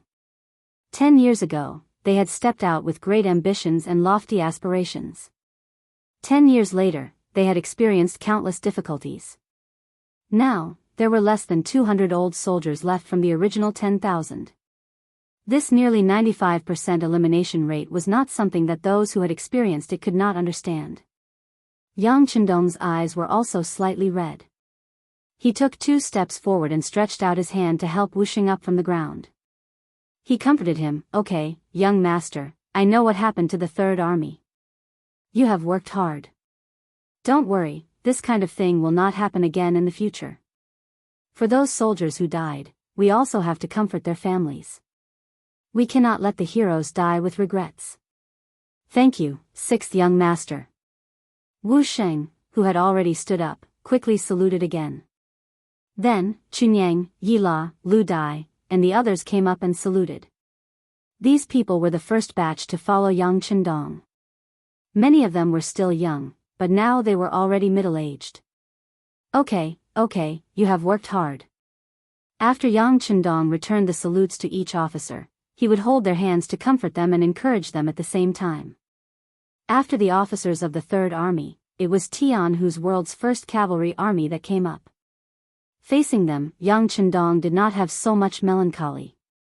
He only nodded to the commander and said, "You have done well." Just these 4 words were enough to prove that the world's first cavalry army's efforts were not in vain. Tian, who was also very excited. He saluted and said respectfully, "Teacher, good day."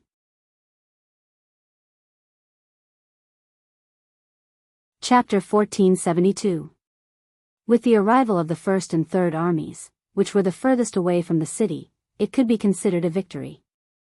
Next, it was time to deal with the main forces of the Rossi army, who were hiding in their turtle shells. On the 3rd day of the 7th month, 1463 AD, the 5-star army launched an attack on the capital of the Rossi Principality, Moscow. When nearly 100 hot air balloons rose into the air, the white clouds in the sky flew toward Moscow, which was more than a dozen kilometers away. Cheers could be heard from the entire 5-star army camp. Before this, countless officers had gone to look at the deep trenches that had been filled with water. All of them had ugly expressions on their faces. In their opinion, it was extremely difficult to launch an attack in such an environment. Exhausting themselves would not bring them any benefits. But what else could they do? The distance of more than a dozen kilometers was like an abyss, blocking everyone's advance. If they could not even walk over, how could they launch an attack? For a moment, many officers were thinking about surrounding the city. It seemed that the only way to solve the problem was to surround the city and not attack. But if that was the case, how many troops would they need to station nearby? Too few people would not do. What if the people in the city rushed out? But if there were too many people, it would be a waste. Gathering the troops together, not to fight, but to keep an eye on the enemy for 3 to 5 years, how much military supplies would that consume? Even if the young Xia was rich, he could not afford such a waste. Most importantly, as long as Moscow still existed, it was inevitable that there would be Russians who held on to hope. The psychological effect of this was the most annoying, and it was very likely that it would cause unrest in the surrounding areas. When that happened, how could there be any talk of development? Just as many officers were wondering what to do, the Air Force was deployed. Everyone's eyes lit up when they thought about how the space could travel through the air and continuously attack the Russian army in the city without having to worry about the enemy's counterattack. When that happened, the city would probably become a sea of fire. When that happened, it would not be them who would be thinking about how to get in, but the people who would be thinking about how to get out. There was no need to spend any effort or worry. They could just wait for the scene of victory to appear. Excited shouts could be heard from the camp. "Sixth young master, since this is the case, we do not need to leave so many troops here.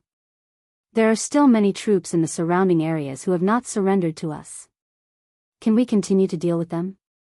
The battle-hungry commander Tian who suggested. Yes. Young Chendong nodded. This was what he wanted to say as well. With a few orders were given. For example, Tianhu's No. 1 Cavalry Army, the 2 divisions of the new Second Army, as well as the 50,000 soldiers of the Mongolian Army, and they charged to various areas to deal with the various factions that had not submitted to Yang Xia's forces. The other 2 divisions of the new Second Army, the 50,000 soldiers of the Mongolian Army, and the 20,000 soldiers of the Russian army were left behind to keep an eye on the Russian army and prevent them from escaping. Wuxing's Third Army was also to be left behind. They needed to expand their ranks and regain their former glory. For this reason, young Chendong allowed the 3rd Legion to recruit soldiers from the Russian division and the surrendered Mongolian army. Everything was based on their needs. After Wuxing left with the order, young Chendong summoned the commander of the new Second Army and officially gave him the order to establish the Second Army. According to the order, the Second Army would have 4 armies under its command and 1 division under its direct command. It would have 1 more commander than Tiger's Man's First Army. In total, there would be around 150,000 soldiers. Yang Chendong also revealed that the Second Army would most likely stay here in the future to take over the huge territories of the Golden Horde and the Russian Empire. Don't feel pressured. The steam engines you need have already been produced and tested. They will be given priority for your use. When the time comes, all the resources from the Far East will arrive here within 10 days. If something happens, reinforcements will also arrive within 10 days. Moreover, this time will be constantly increasing. Who knows, this prince might arrive at any time by carriage. Ha ha ha, when that time comes, you must not slack off. Hearing Yang Chendong's laughter, Shibi was already crying. Of course, these were not tears of sorrow. They were tears of joy and gratitude. He was just a surrendered general. How could he be favored by Yang Chendong and promoted to commander? At that time, he had already attracted a lot of envy and jealousy. Now, he was going to be the commander of the Second Army. The commander of the Second Army was Tiger's man. He was the person who had followed Yang Chendong the longest and was also the most trustworthy person. Now, he had become the commander after that person. Didn't this mean that in Yang Chendong's heart, he also trusted him very much? With this trust, Shibi could not stop crying. In his heart, he had already decided that in this life, he would serve Yang Chendong to the best of his ability. Even if he died, he would have no regrets. Just as Yang Chendong was in the big tent, meeting with one senior military officer after another and assigning tasks to them. The Air Force had already arrived above Moscow in a hot air balloon, adjusting the direction of the wind. The sudden appearance of these white dots in the sky frightened the Russian soldiers and civilians in the city. Although the city was sealed, due to the early preparations, the law and order in the city was not chaotic. Instead, it was as orderly as usual. For them, the only difference was that they could not go out of the city. Over the years, with the continuous efforts of the Grand Duke of Blindness, the Rossi principalities had a good foundation. The so-called war was to get money and food. They had long been prepared to fight to the death with the Golden Horde, so they had made all kinds of preparations and prepared all kinds of resources. In addition, a while ago, Ivan led the army to hunt some of the nearby forces who did not submit to the Rossi principalities and robbed a lot of good things. This made the city's treasury even more plentiful. As long as it was not too wasteful, it would not be a problem for the 200,000 soldiers and 500,000 civilians in the city to defend for 5 years. This was the source of the Rossi principality's confidence. In their view, as long as they did not go out of the city, it would be difficult for the Han army to attack. If the other party really wanted to complete the work of filling the holes, they were not afraid of such a stupid method. They could use the artillery in the city to attack, and they could also take advantage of the night to counterattack. There was no need for the artillery to hit them.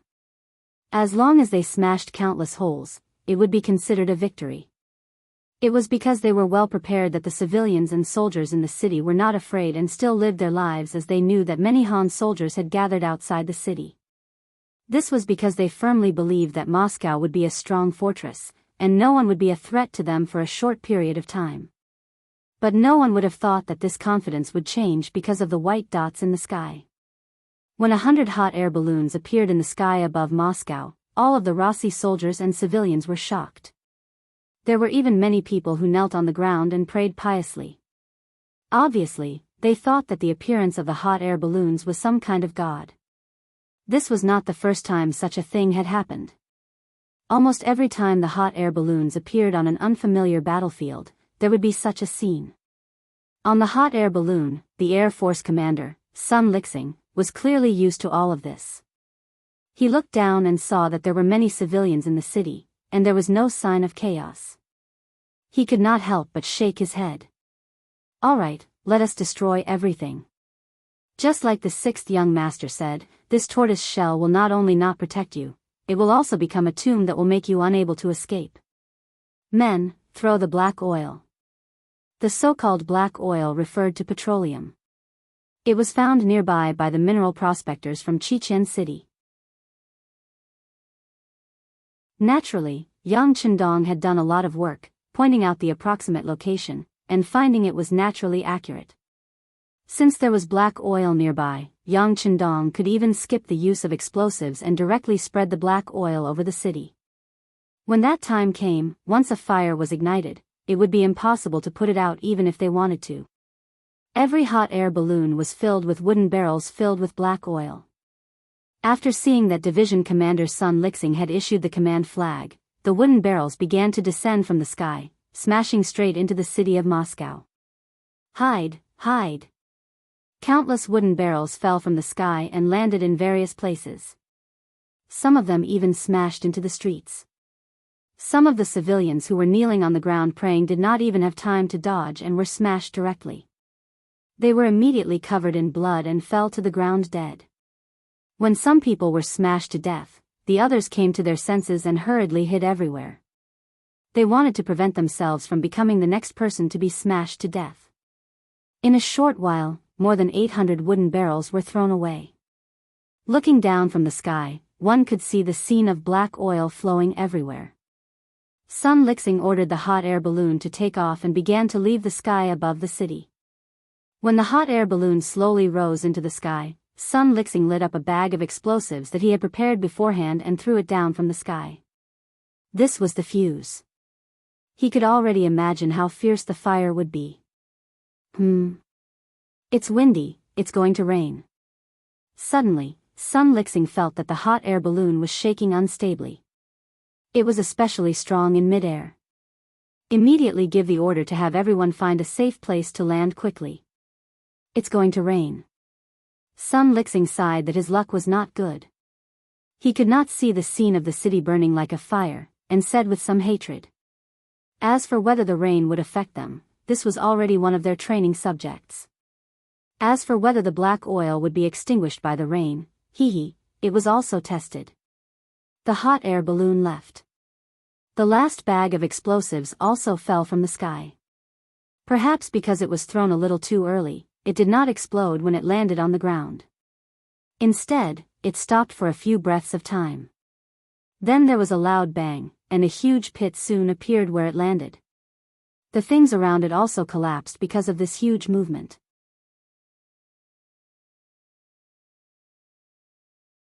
Chapter 1473. It was just a pack of explosives. No matter how powerful it was, the damage it could cause was limited. Its power lay in the fact that the sparks from the instant explosion ignited the black oil that had fallen to the ground. What followed next was a scene of fire everywhere. The raging fire blazed, creating a roasting heat as it burned rapidly. Caught off guard, or perhaps they simply didn't realize how powerful this thing was, many people were still squatting on the ground covered in black oil, observing what this thing was. A great fire ignited, instantly igniting this area, turning it into a sea of fire. Some of the soldiers and civilians who were still watching the show were accidentally stained with the black oil. At this moment, they became fuel for the fire and were instantly engulfed by the flames. They had no time to escape even if they wanted to. Quick, put out the fire. The soldiers and civilians saw the fire that had suddenly ignited, and their shouts rose and fell. Countless basins were filled with clear water, and they poured it over the black oil. However, the result was that not only did the fire not reduce, it even grew bigger. The Rossi soldiers didn't know the characteristics of the black oil, and they didn't know that water couldn't extinguish the black oil. On the contrary, it only made the fire grow bigger and bigger. The flames soared into the sky uncontrollably. Even the 5-star army camp several kilometers away could see it clearly. Many of the soldiers were terrified when they saw the flames that filled the sky. They had originally thought that the measures taken by the Rossi soldiers would give them a headache, and that they would have no choice but to give up on attacking the city. Who would have thought that Bugnam of Gojosian would be able to ignite the fire in the city without much effort?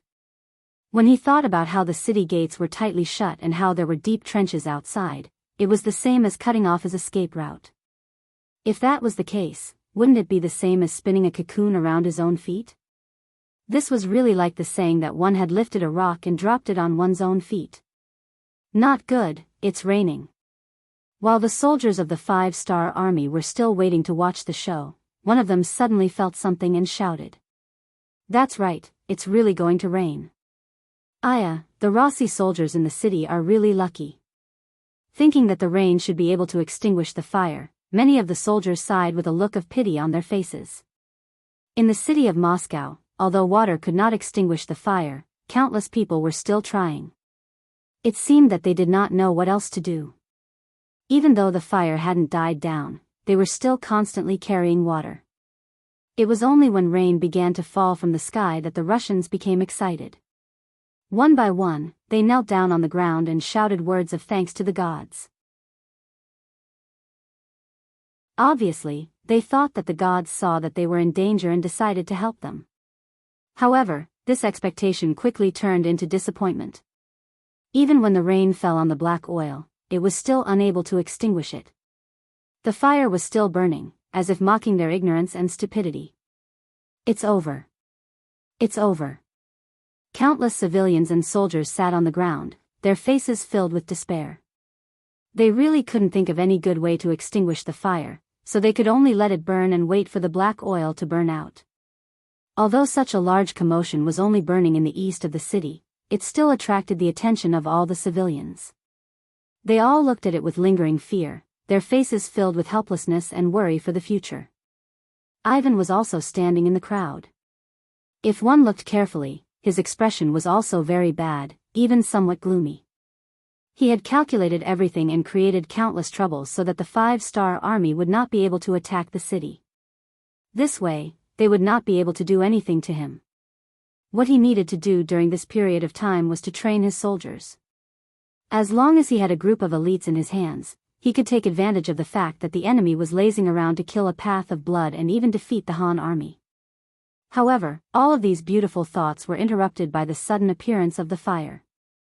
Although Moscow was large enough, it would require a lot of kerosene to burn the entire city. It was not something that could be done in a day. However, if there was no way to deal with it, the morale of the soldiers would be slack and the people's hearts would become unstable. If that was the case, how could he train his elite soldiers? Even a sturdy fortress could be opened from the inside. Ivan even thought that those who surrendered would take the opportunity to jump out. If that was the case, then it would be even more terrifying than the fire. It seems that I have to hurry up. Thinking about the things that he had secretly prepared, Ivan could not help but silently mutter to himself. The fire was finally extinguished, but it was not extinguished by someone. It was a natural phenomenon after the kerosene was burned out. After the event, the fire killed around 300 people and injured several thousand people. Among them, it destroyed nearly 1,000 houses and burned all kinds of resources. This was only the first fire. If the Han army were to come every day, it could be imagined that in the long run, Moscow would collapse on its own without a single attack. The fire was extinguished and the rain stopped. The next day was another clear day. In the morning, the hot air balloon once again appeared in the sky above Moscow city. Soon after, barrels of kerosene fell from the sky. This time, the destination was not the ruined east of the city, but the west of the city. That was the place where the rich lived. The barrels still fell from the sky, and after the explosion, the fire was still fierce. Countless rich people were forced to walk out of their homes, their faces full of despair. Knowing that water couldn't be extinguished, all they could do was watch everything happen from afar. This feeling of not being able to do anything made them feel helpless. Nevsky also stood in the crowd, watching the scene of the raging fire. He quickly made a decision in his heart. Although his house was in the city center and not in the west of the city, and these two fires did not cause any losses to him, no one knew where the hot air balloon would burn the fire tomorrow. When he thought of the ancestral property that was obtained through the struggle of several generations, if he could not protect it, then he would be useless. When he thought of the many years of effort that he had put in would also be wasted, he could no longer remain calm. He knew that he had to do something. In his mind, he could not help but think of the last few words that Yang Chendong said to him. He seemed to have found a direction in life. Under the two fires, everyone in Moscow city was in danger. The people who had been burned by the fire were already in despair. Those who had not been burned by the fire were trembling with fear. No one knew what kind of luck they would have the next day. While everyone was panicking, Nevsky came to the house of the Supreme General Peter. As members of the same family, they had a common ancestor. They were connected by blood and supported each other. In order to protect their own interests, they needed to work together from time to time to do some big things. This time, Nevsky came to do something big, and that was to persuade Peter to revolt on the battlefield. Although there was no such word at that time, this was what they had done. As one of the 3 great generals of the Ross Duchy, Peter was not angry. His years of leading troops made him develop the aura of a superior. When he saw Novikov's visit, he frowned. Obviously, he had guessed a possibility. Then, he sighed and sat there without saying a word. When he entered the hall, Nevsky had been paying attention to Peter's reaction. When he saw Peter sigh heavily, his heart was filled with joy. He did not believe that Peter did not know what he was here for, because he had already leaked some information in advance. After probing many times, Peter had rejected him righteously. But this time, before he could speak, Peter had already sighed and lowered his head. Didn't this mean that Peter's will was shaken? Peter was a general in the army, and he had the authority to command 50,000 cavalrymen. If he could persuade Peter, it would be a great help to the next step of the plan.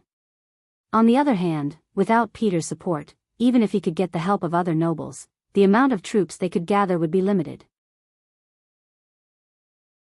It would be as difficult as ascending to the heavens to turn the tables in the city. Nevsky slowly sat down in front of Peter. He did not immediately get down to business. Instead, he sighed and said, "I have heard about your situation. Your family must have suffered heavy losses. Don't worry, I have already sent 20,000 taels of silver and some food to your family. It should not be a problem for you to survive for a while." Peter's luck wasn't good. His house was located in the center of the Western District.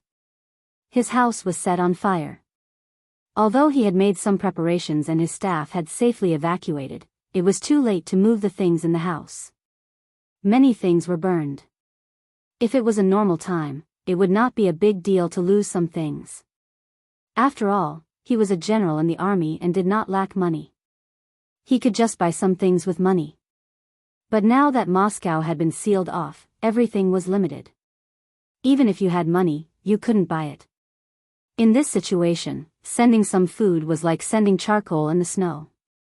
It could save lives, so Peter had to accept this favor.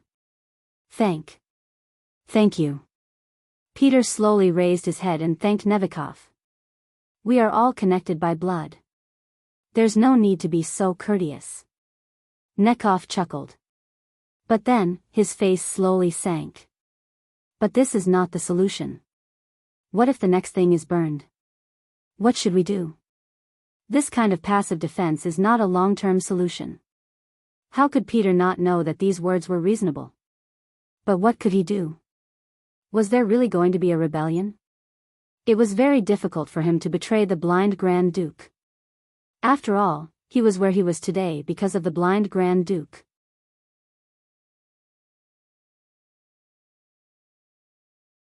Chapter 1474. Peter did not immediately answer this question, and Nekov was not in a hurry either. Instead, he continued to speak in a calm tone. This time, the Han army came with great ferocity. Even the powerful Golden Horde was destroyed so easily, not to mention our strength is far inferior to theirs.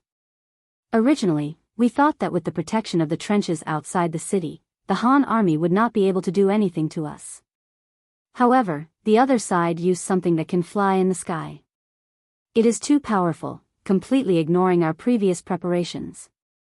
Moreover, they are in the sky while we are on the ground. We can only passively take a beating. If this goes on, the morale of the army will be in chaos. When that time comes, I'm afraid that even if the general doesn't do anything, others will. Moreover, the Han army only wants the lives of the blind Grand Duke's family. We are only accomplices. As long as we perform meritorious deeds, the chances of us surviving are very high. As the saying goes, every man for himself, and the heavens take the hindmost. Even if the general does not think for himself, you should think for our family. You should also think for the general's family. The general's daughter is only 4 years old and is very cute. If she is buried with some people, wouldn't it be too much of a pity? Enough. Peter finally spoke, interrupting Nekov's words. It was clear that he had already heard these words. Seeing that there was hope, Nekov ignored the other party's obstruction and continued, "We are not only doing this for ourselves, but also to save more people in the city. Moreover, from the actions of the Han army, it seems like they don't intend to kill us all. Otherwise, they wouldn't just throw a little bit of black oil at us.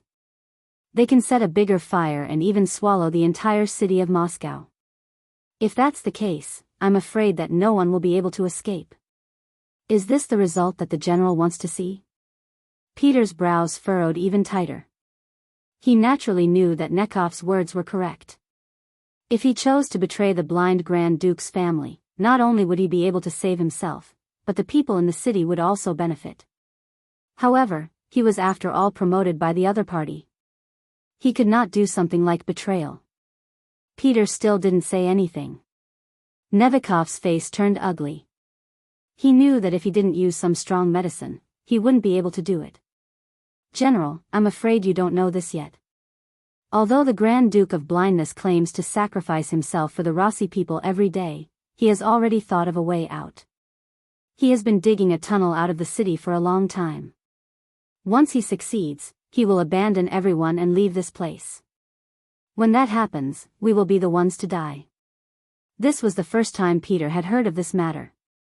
Upon hearing this, he abruptly raised his head. Is there such a thing? Of course, this was done by Ivan and his personal guards. This was also told to me by one of his guards. How could it be false? Nekhov patted his chest and said righteously. This wasn't a casual lie he made up. If he really did that, he was afraid that Peter would quickly find out, which would make things worse. He had indeed spent a large sum of money to bribe one of Ivan's guards and got the information from him. When Nekhov first received this news, he was also shocked. He cursed Peter's slyness in his heart. However, he immediately thought that this was an opportunity. An opportunity to convince Peter to work for him. That was why he came. As expected, Peter remained silent for a long time after he told him the truth.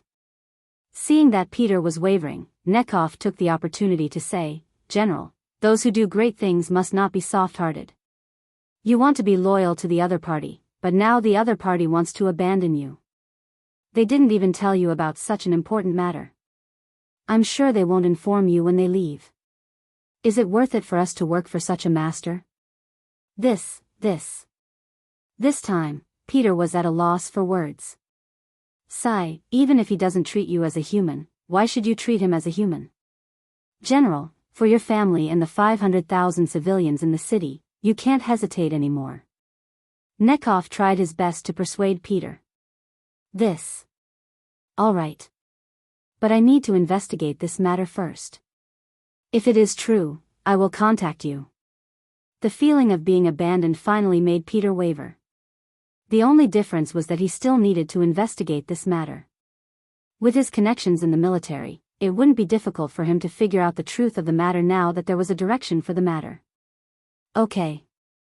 Oh right, the tunnel is near the north gate where Ivan is guarding. Nekhov knew that the matter was almost done. He immediately revealed the location of the tunnel. This time, Peter didn't say anything. He nodded heavily. It was obvious that he had thought about what to do next. Not long after Nekhov left, a few of Peter's trusted soldiers followed him out. They were heading towards the north gate.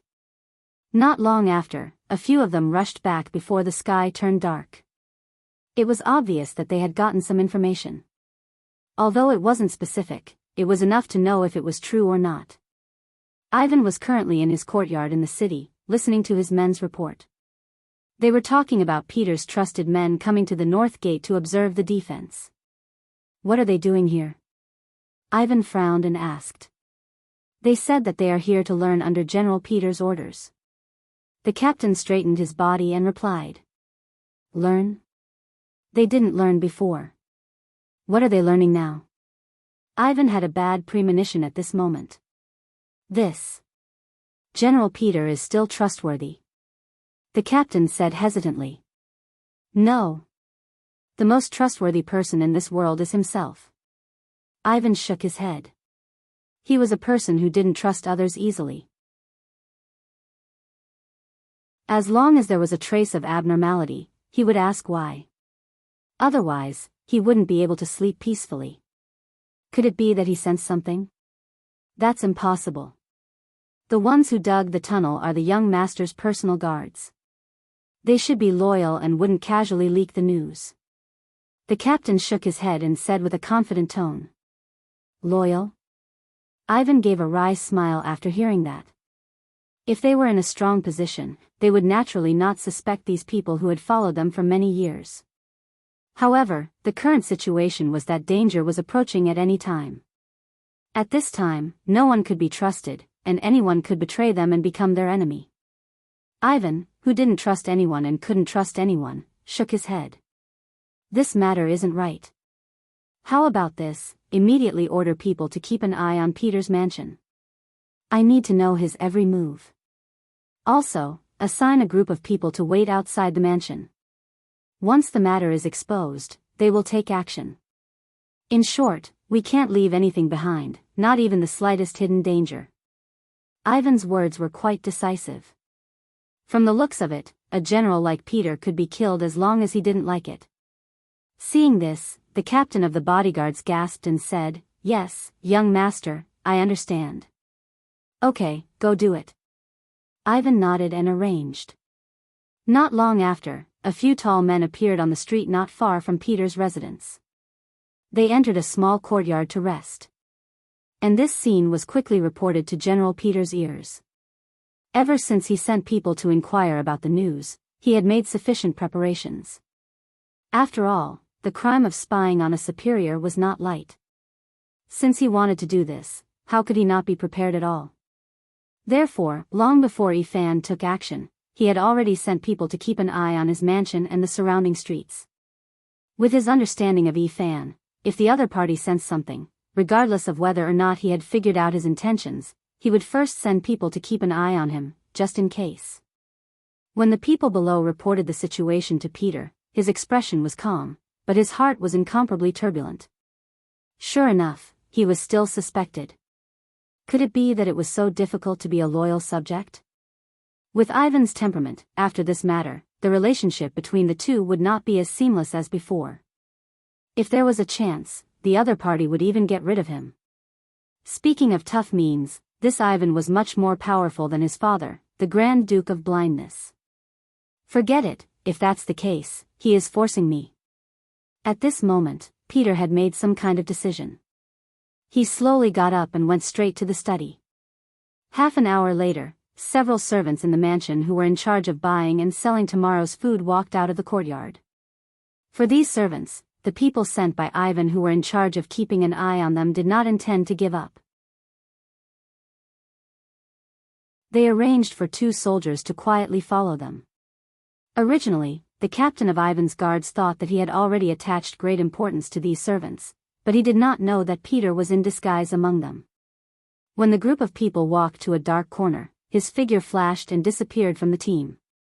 Because they did not dare to follow too close, when the people sent by Ivan caught up, they did not notice that such a person was missing in the team.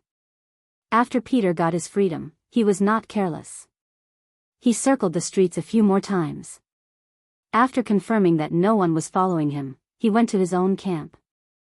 There were his confidants that he had cultivated for many years.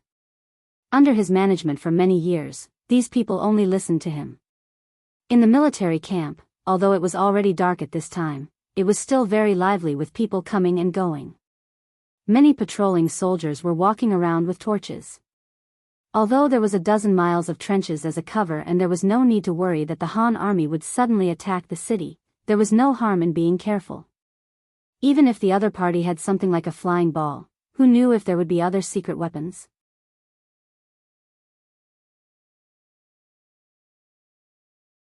Chapter 1475. When Peter arrived outside the barracks dressed as a servant, several soldiers quickly came forward to interrogate him. When they saw that the person who came was the Supreme General, they were all confused. Peter waved his hand rudely and said to several confidants who had already learned of his arrival, "Keep an eye on these people, as long as they don't act rashly, don't make things difficult for them. The matter of him coming to the barracks must not be spread out. He doesn't trust these patrolling soldiers." Although several confidants were a little puzzled after listening, but since it was the Supreme General's order, they should carry it out without any discount. At that moment, the small group of soldiers unarmed and temporarily watched over them. For Peter, this is nothing more than a trivial matter. At this time, he has stepped into the main tent and secretly met with his confidants here. Although the matter of the black fire released by the flying ball has not yet spread to the barracks, all the soldiers know about it, and they are all at a loss. They don't know what kind of fate is waiting for them. Will they be burned to death by the black fire one day? The arrival of Peter undoubtedly brought hope to everyone, at least let them understand that there is something to do. Peter didn't have the slightest intention to hide from his confidants. He told them about the tunnel he obtained, and then said that because he knows too much, he has been targeted and may even be killed at any time. Those who can come to the tent are all Peter's confidants. It can be said that everyone is bound together for good or ill. If something happens to Peter, it can be imagined that their positions will not be guaranteed. Therefore, everyone can be said to be angry. They accused Ivan of disregarding the righteousness and sneaking away secretly, and at the same time, they also complained about the general's experience. "General, if we can't do it, let's rebel." A 10,000-man general named Sidney took the initiative to stand up. Although his voice was not loud, his attitude was very clear. "Yes, General, let's rebel." The other generals also woke up. At this time, they all thought of something and said in unison, "Good." To be honest, the Han army has contacted this general before. As long as we are willing to surrender, our lives can be saved. As long as we bring out a part of the property, we can also keep a part of it. Peter nodded with satisfaction and threw out a bait to everyone. The so-called property could be brought out of the country. This was a very plausible explanation. Perhaps the little generals in the army did not have much wealth, but in times of chaos, they could rob. Once he got his hands on it, everything would be his. Moreover, Peter had already hinted to them that as long as they could keep a portion of the property they brought out, wouldn't that mean that the good things they snatched this time could be considered their own private property? Even if they turned in some of the good things, the remaining value would be much higher than their own value. The young generals who understood this sentence immediately rubbed their palms together, their faces filled with excitement. Everyone's enthusiasm was aroused, and Peter smiled with satisfaction. If you want the army to listen to you, you have to give them some benefits. Otherwise, why would they work for you? Not to mention that they were dealing with Ivan, the blind archduke who had ruled them for many years. However, it was different with benefits. The Grand Duke of Blindness was nothing more than a synonym for wealth in the eyes of these people. However, robbing was robbing, and there were some things that had to be made clear. At the very least, they could not cause the Han army to be unhappy because of robbing. Everyone, remember, you can't rob the things in the palace. Not only that, we have to keep an eye on him. Those things are left for the Han people. What? The generals were puzzled at first, but when they came back to their senses, they quickly nodded. They could drink soup, but the Han army must eat meat. Otherwise, they would not even be able to drink soup. This was Peter's political wisdom. As the saying goes, it is better to be happy together than to be happy alone. Sometimes, being a little brother is very comfortable. If you don't have the strength to be the big brother, then you will really be a bird that sticks out. Peter's words made everyone come to a realization, and they were still very happy. As the capital of the Rus Principality, Moscow could be said to be the economic, political, and cultural center of the entire force. More than 70% of the country's rich were gathered here. Even if they could not touch the national treasury, there were still many things in the hands of others that could be robbed. With these words, everyone saw a goal, and all the generals rubbed their palms in excitement. It looked like they were just waiting for General Peter's order. This was exactly what Peter wanted.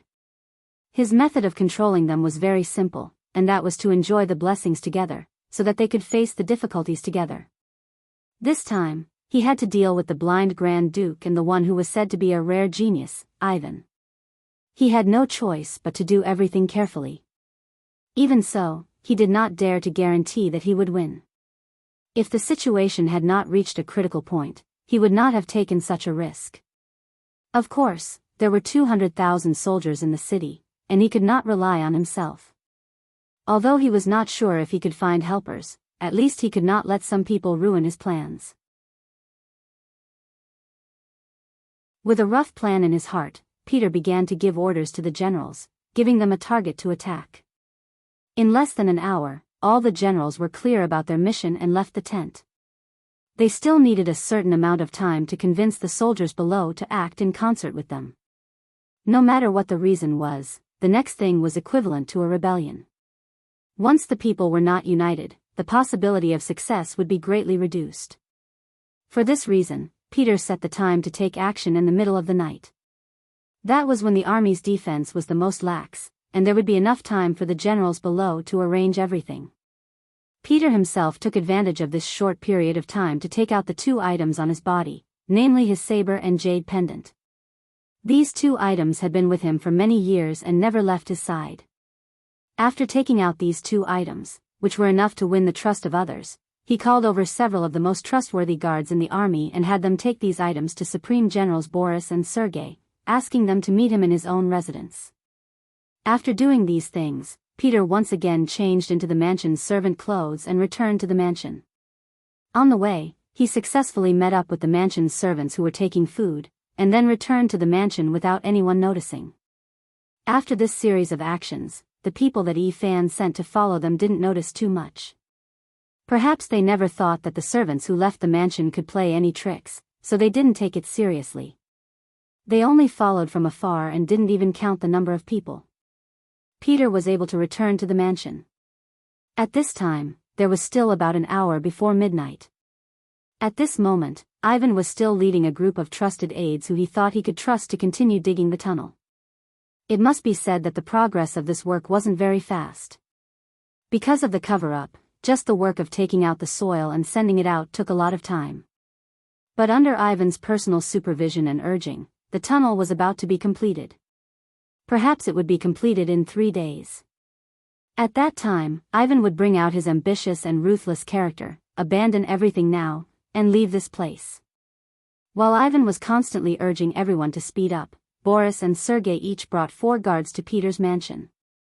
When Peter heard that the 2 generals came as promised, he couldn't help but let out a long sigh of relief.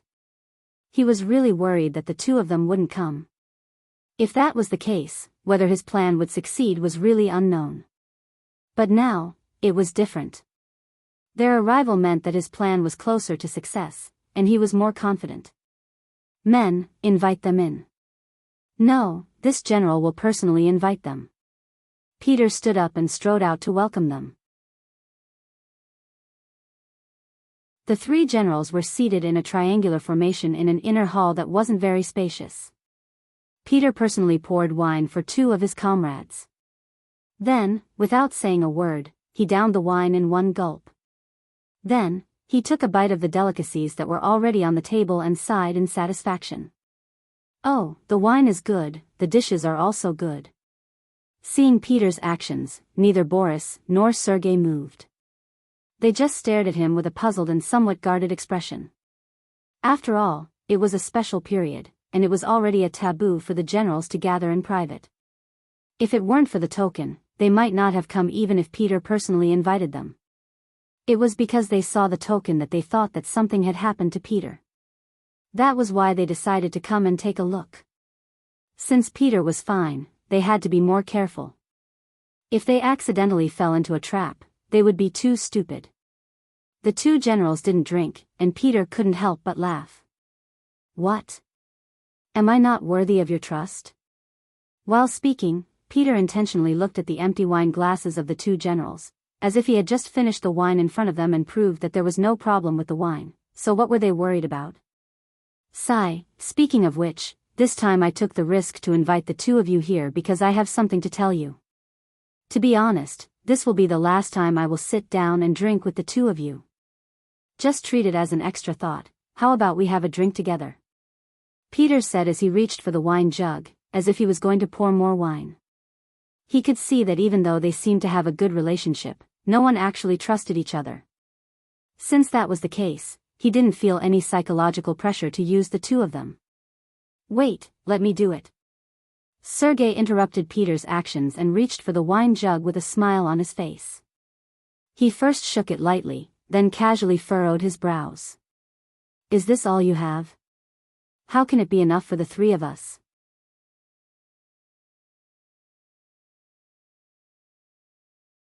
Chapter 1476. After saying that, Sergei opened the wine jug without Peter's consent and looked inside. After seeing that it was just an extremely ordinary wine jug, he closed the lid again. Sigh, no matter how important the wine is, I'll pour it for you. Of the three of them, the oldest was Boris, and the youngest was Sergei. What he said made sense, but why did he check the wine jug just now? He still didn't believe it, so he took the opportunity to check it. After seeing that there was no problem, Sergei was relieved.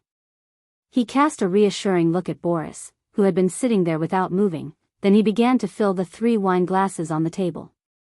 Peter saw Sergei's actions with his eyes and heart, but he didn't say anything. However, he didn't say anything, as if everything was supposed to be like this.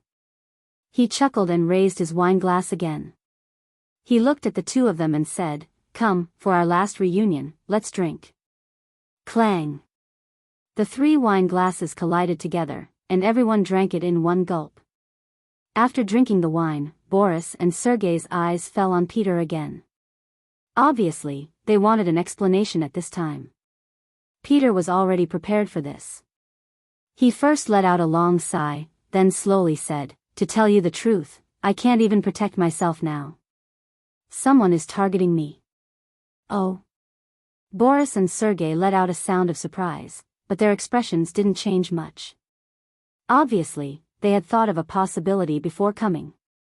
Otherwise, why would Peter send his personal keepsake to them? But even so, the two weren't nervous. First, they didn't do anything wrong, and second, they didn't believe that the Grand Duke of Blindness or Ivan would casually touch them. Especially when Peter was about to be dealt with, the people in the army must be unstable, so their position should be safer. It's just that although they believed that they would be fine, they were still very curious about what caused Peter to do this. In a sense, the 3 of them were all in the same situation. They were all generals trusted by the Grand Duke of Blindness and given military power. Peter saw the performance of the two, and he sneered in his heart. Sure enough, their performance did not exceed his expectations. Sure enough, it was like this.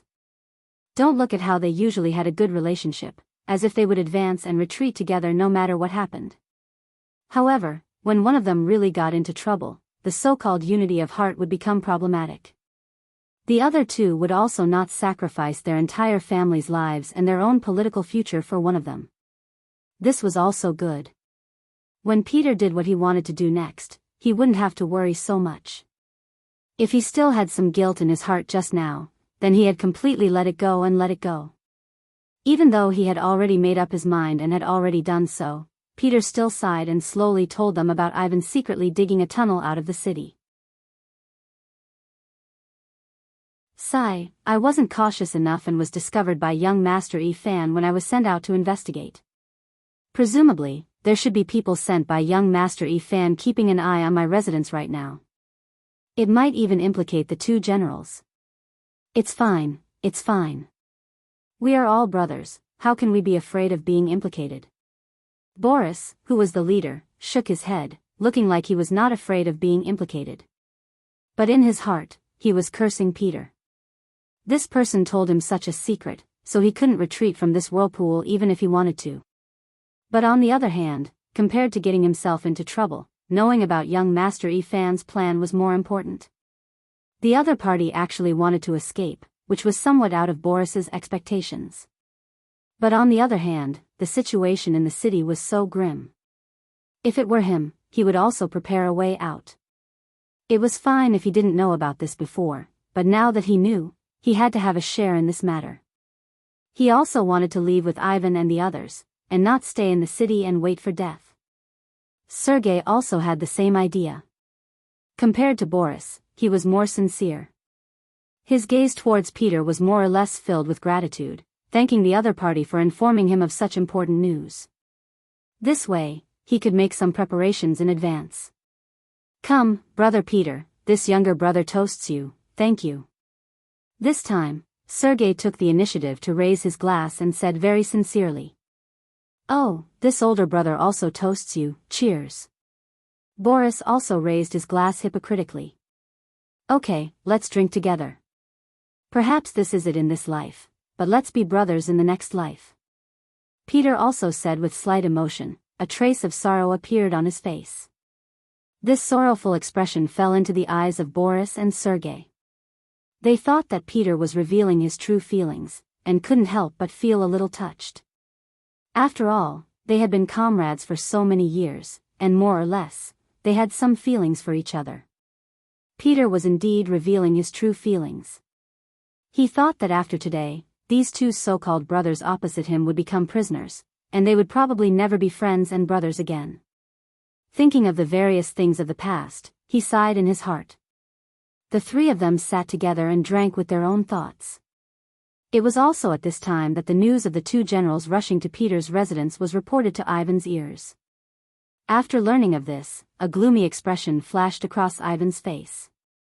If it was said that he only suspected that Peter knew about the tunnel before, he was now certain. What is he trying to do? Does he think that Boris and Sergei will help him if he tells them about it? How naive. Ivan snorted coldly in his heart. In the past, he had always heard from his father-in-law that Peter was a talented person, and how powerful he was, but now it seemed that it was nothing more than that. Young master, should we arrest them now? The guard captain asked in a reminding manner. Send someone to keep an eye on their every move, I want to see what choice they have. Ivan shook his head and dismissed the idea of making a move now. In his opinion, since Peter had summoned the other two over, it meant that they were still hesitating. At the very least, they had no intention of attacking. Since that was the case, there was no harm in waiting for a while. He was really curious about what Boris and Sergei would choose and what kind of decision they would make. This would also determine whether he would take them with him when he went out of the city next. Ivan wanted to use this matter to judge people's hearts, but what he didn't know was that Peter deliberately created such a smokescreen because he understood him. In this way, he would have enough time to make a move. The guard captain received the order and sent more people to keep an eye on every move in Peter's residence. According to the young master's order, once they sent someone to summon their subordinates, they should immediately take them down. The reason why they made this decision was that they thought that their every move was very secretive, and they didn't know that Peter had already discovered them. Time passed by little, the military camp belonging to Peter was being mobilized, and according to the instructions of General Sidney, who temporarily took over the position of General Peter, the military camp was under martial law and no one was allowed to leave. At the same time, Nevsky also lobbied several dignitaries who held a certain amount of military power in their hands. The first fire needed to be lit by them. Although the blind Grand Duke trusted Boris and the other two generals, according to the management mechanism of the army, he still arranged people outside each military camp to keep an eye on everything. This was the principle of using people with suspicion, and using people with suspicion. For example, once Sidney made a move, the news would reach the ears of the blind Grand Duke as soon as his army left the camp. In this way, the other party could make some targeted measures in a very short time. So no matter how one looked at it, the military camp shouldn't make the first move, so this task fell into the hands of Nevsky and the other dignitaries. There was still a quarter of an hour before midnight, and the generals in Peter's military camp had already arranged everything. Most of the soldiers in the army had already made up their minds, and there were also some who were extremely loyal to the blind Grand Duke, but they had been put under house arrest. The generals who had arranged everything were standing at the inner gate of the military camp, waiting for the attack signal. It was only a quarter of an hour, and the waiting would soon pass. Finally, under everyone's expectations, a huge fire suddenly ignited in the direction of the palace in Moscow. The monstrous fire could be seen very clearly from afar. They succeeded. Come, inform the whole army to attack. Sidney was riding on a strong horse. After seeing the fire, his eyes lit up with excitement. Then he shouted, and the army that had been waiting for a long time rushed out of the military camp in batches. The fire in the palace attracted the attention of many people in the middle of the night, and it also disrupted the order in the palace. Many palace guards were busy putting out the fire through various methods. The blind Grand Duke was also woken up by the servants. At this time, he was in his bedroom with a gloomy expression. When the external enemy suppressed too much, internal strife was easy to breed. This was a historical rule. In this regard, the blind Grand Duke was already prepared. He sent out countless spies, trying to keep an eye on the places where the people lived in groups in the city. In case something happened, he would suppress it immediately. It was just that the Grand Duke of Blindness never thought that the first fire would burn in his palace. From the looks of it, it was definitely not the work of ordinary people. They did not have such great power. The one who did it must be an important minister, a general, or a noble. You can't hold it in anymore? Thinking that it was actually those people with high status who couldn't help but make the first move, the blind Grand Duke was disappointed. But at the same time, he secretly swore that no matter who did it this time, he would make the other party pay the heaviest price. He wanted to use this matter to remind the other dignitaries that if they dared to have other thoughts, their end would be very miserable. At this time, what they should do was to help each other in the same boat and overcome the difficulties together.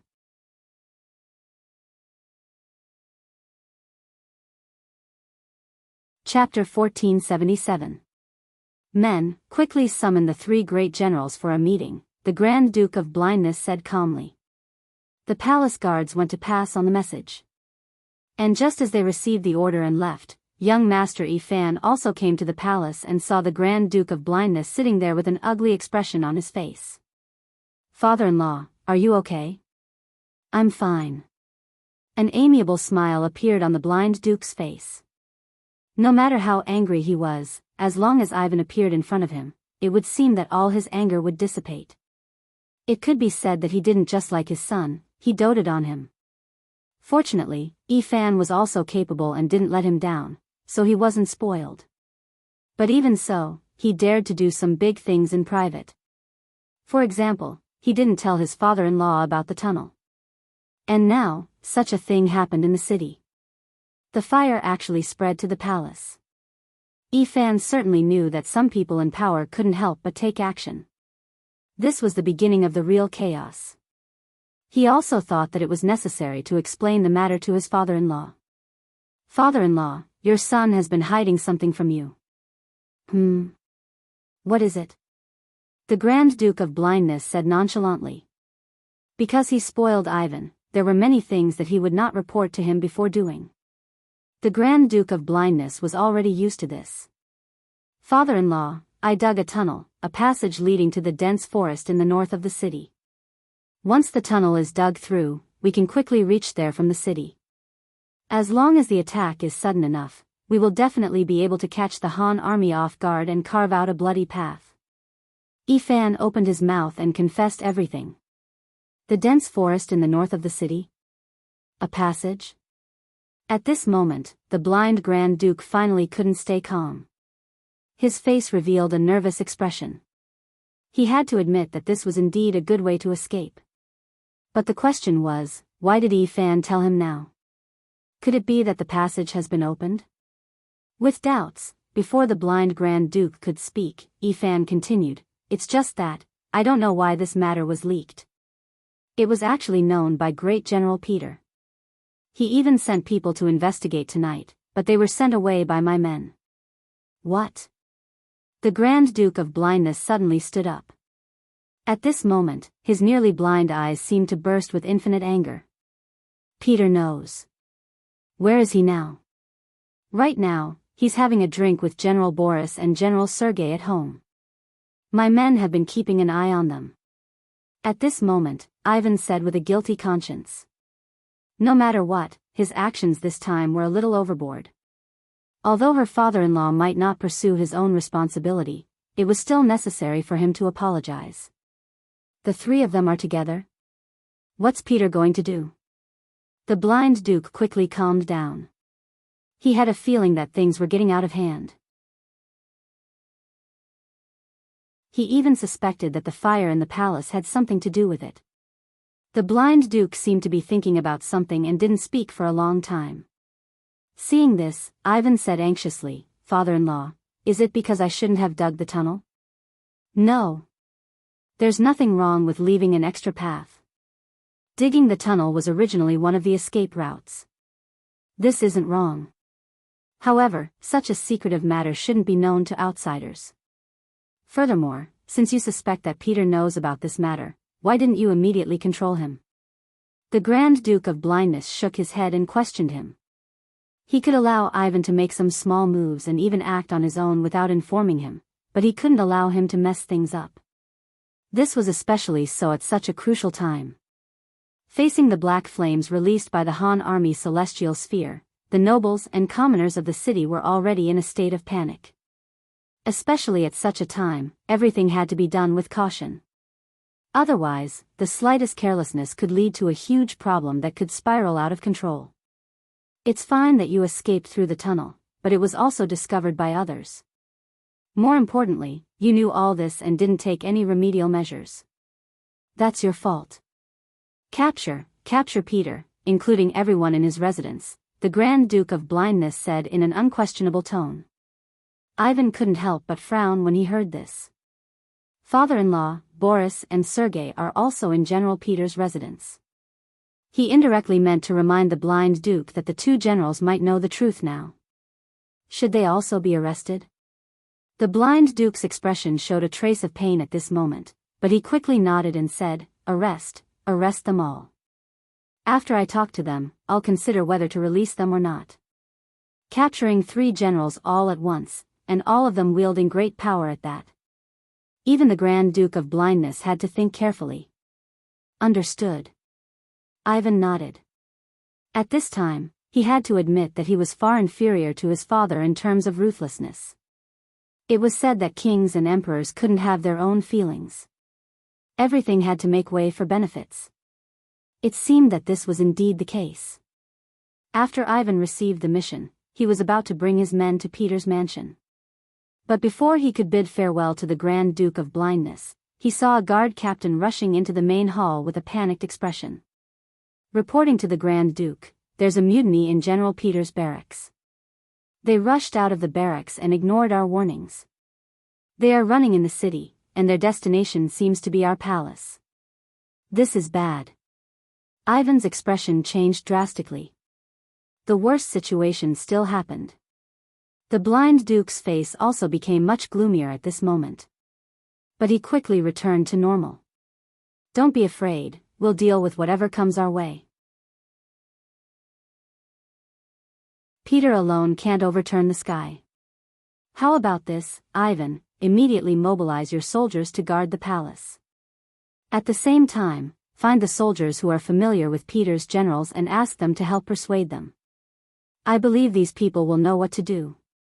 The Grand Duke of Blindness was indeed not panicked, because he knew very well that although Peter was also a general with great power, all of his power had been given by him, and the soldiers under him had also been given by him.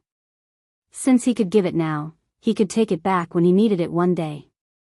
Ivan was infected by his father-in-law's calmness. It seemed that even if the sky fell, he wouldn't be afraid. He quickly nodded and went to gather the army. The blind duke sat high in the hall. He had to wait for this rebellion to subside. Otherwise, he wouldn't be able to rest. In Peter's mansion, Boris and Sergei also heard the commotion outside. At that moment, the two of them had unsightly expressions. Could it be that Peter's military camp had already made a move? If that was the case, the meaning of them staying here would be completely different. If they stayed here, would it make people think that they were already accomplices? If that was the case, based on their understanding of the Grand Duke of Blindness, it would be impossible for them to stay out of this matter. On the other hand, Peter was drinking contentedly, not caring that Boris and Sergei wanted to eat him. Of course, the reason why he could be so calm was all because of the 8 murderous guards in the room. With these guards in hand, Peter wasn't afraid that some people would use force on him. Even if he couldn't use force, he wasn't afraid at all with just his mouth. At this moment, the more Peter didn't seem to care, the angrier Boris became. He felt that he was being used. As for Sergei, he couldn't hide his emotions and directly asked, "Peter, what do you want? Are you trying to drag us into a rebellion with you?" Such a shout finally shocked Peter. He also put down his wine glass, slowly raised his head, and looked at Sergei. How can this be called a rebellion? This is looking for a way out. Or do you think that under the attack of the Han army, the blind duke's regime can still be maintained and developed? You. At this moment, Sergei was actually a little speechless by Peter's question.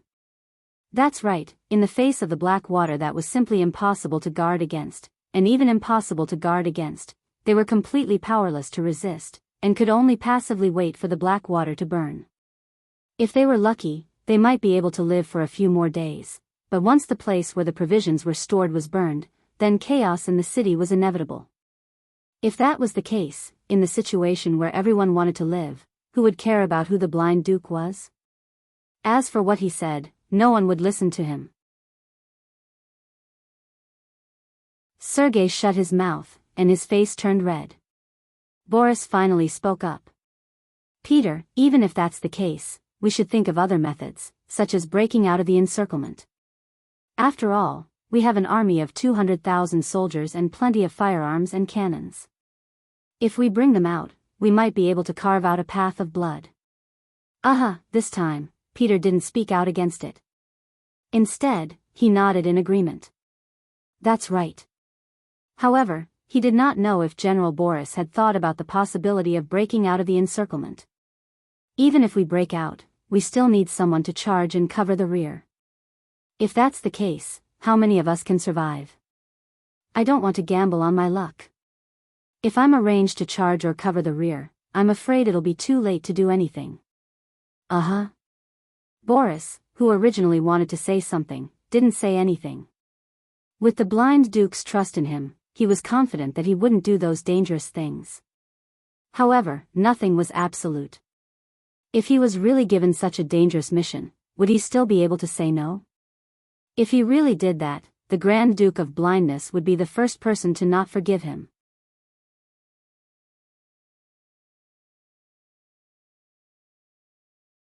Chapter 1478. Thinking that this possibility was not impossible, Boris's face became a little ugly. Even he couldn't guarantee that he would be safe, let alone Peter and Sergei, whose status in the heart of the Grand Duke of Blindness was far inferior to him. It was no wonder that they would have such thoughts and actions.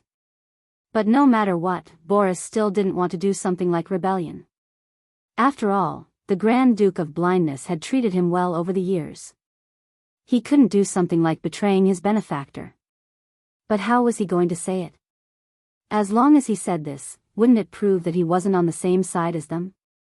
If this was the case, then he didn't have to do anything next. Peter would let his guards kill him. Don't doubt if Peter dared to do this. He even dared to rebel. What else wouldn't he dare to do? The two of them suddenly stopped talking. Peter's face had a little more smile. He knew that he had only convinced the two of them initially, but it was still far from being able to do big things with them. So he changed his tone and said, "Brothers, now that things have come to this, I have no choice but to do this. And you are now in my mansion, so it is absolutely impossible to stay out of this. You should think about what kind of decision to make. Time is of the essence, and there is not much time for us to hesitate and consider." Since the flag of rebellion had already been raised, they couldn't stop. Otherwise, they would be handing their lives over to others. Peter would never do such a foolish thing. So there were only two paths in front of the two. One was to follow him, and the other was to oppose him and be killed now. Well, 15 minutes. Please make a decision voluntarily. No matter what the decision is, I will accept it. He. As if he had just said a very ordinary sentence, Peter sat back down after saying this. He picked up the wine glass again and drank slowly. What do you mean by, "I will accept any decision"? I'm afraid that once they object, it will immediately lead to a fatal disaster. This wasn't voluntary at all, it was completely forced. However, the situation was not as good as the others. At this moment, the two of them didn't dare to say anything. They could only look at each other and return to their seats. The hall once again fell into silence. There was only the heavy breathing of the 8 blade-wielding bodyguards. A huge fire suddenly broke out in Moscow, and soon, the sky seemed to be burning red. Yang Chendong, who was outside the city, couldn't help but notice all of this. Yang Chendong was already asleep when he received the report from the Black Cavalry. By the time he put on his clothes, the fiery red area was getting bigger and bigger. Looking at all this, Beta Persei scratched his head. "Young master, don't tell me they're really fighting amongst themselves." Yang Chendong rolled his eyes at Beta Persei. "What do you mean by really fighting amongst themselves?" Looking at the situation, it's clearly fighting amongst themselves. Yang Chendong had already expected this result, but he didn't think it would come so quickly. After all, it was only 2 days of fire. For a huge city like Moscow, it wasn't a good thing at all. Who would have thought that the other party couldn't hold it in anymore? All of this should be the doing of that guy named Nevsky. It seems that the words he said to him that day really worked. If that's the case, then so be it. Anyway, they are all different races, and there is no lack of Rossi nationalists among them. If such people die, then they die. It has nothing to do with me. I just hope that more people can stay in the city. After all, if I want to build this place, I can't do without sufficient manpower. Let's go back and sleep. Yang Chendong turned around after thinking it through. He didn't put the fire in the city in his eyes at all. This matter won't end so quickly. Instead of paying attention to them, it would be more practical to inquire about how many tribes the world's best cavalry army has conquered and how many captives they have captured.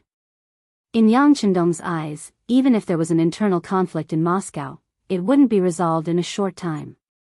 Now was not the time to make a move. At this moment, in the city, 15 minutes had passed.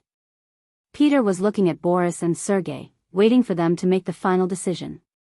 "Time's up, generals, please make the final decision," Peter said unhurriedly. Peter spoke unhurriedly, but the 8 guards beside him were already sharpening their swords, as if they would immediately turn on each other if they made the wrong choice. The 2 generals didn't look too good at Peter's pressing. In such a situation, no matter what decision they made, they would feel threatened. However, this was the truth, and they couldn't resist. The more careless Peter was, the more they could feel the murderous intent behind him. "Forget it, since we are going to die anyway, we might as well fight it out. But I don't know if the Han army will accept our surrender." Finally, General Sergei couldn't remain calm and made a choice. Hearing this answer, Peter was very happy. "Brother Xia, don't worry, the Han army has already contacted us.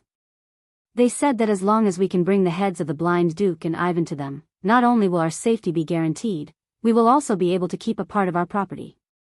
"You actually contacted the Han army in advance? This can't be fake, right?" At this moment, even Boris was a little moved. He couldn't believe that Peter was so well prepared. However, he didn't seem to have any opportunity to contact the Han army. "Don't tell me he's lying." Peter naturally heard the suspicion in Boris's voice. He knew that if he didn't explain things clearly, he wouldn't be able to convince the 2 of them. After thinking for a while, he told them about how Nevikov went to the Han army camp as a peace negotiator and discussed the terms of surrender with the other side. "So it's like that?" Hearing that it was done by Nikev, Boris really believed it. According to his understanding, Nikev was definitely capable of doing such a thing. He was living under someone else's roof, and he was so well prepared. Considering that the Blind Duke had prepared an escape route without informing him, the choice he should make was very clear. He didn't seem to have any other choice. "Okay, if that's the case, I will listen to General Peter." Boris finally nodded. At this moment, Peter couldn't help but breathe a sigh of relief.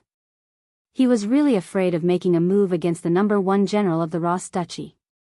The other party's influence in the army was too great. If he couldn't be friends, then he could only be killed.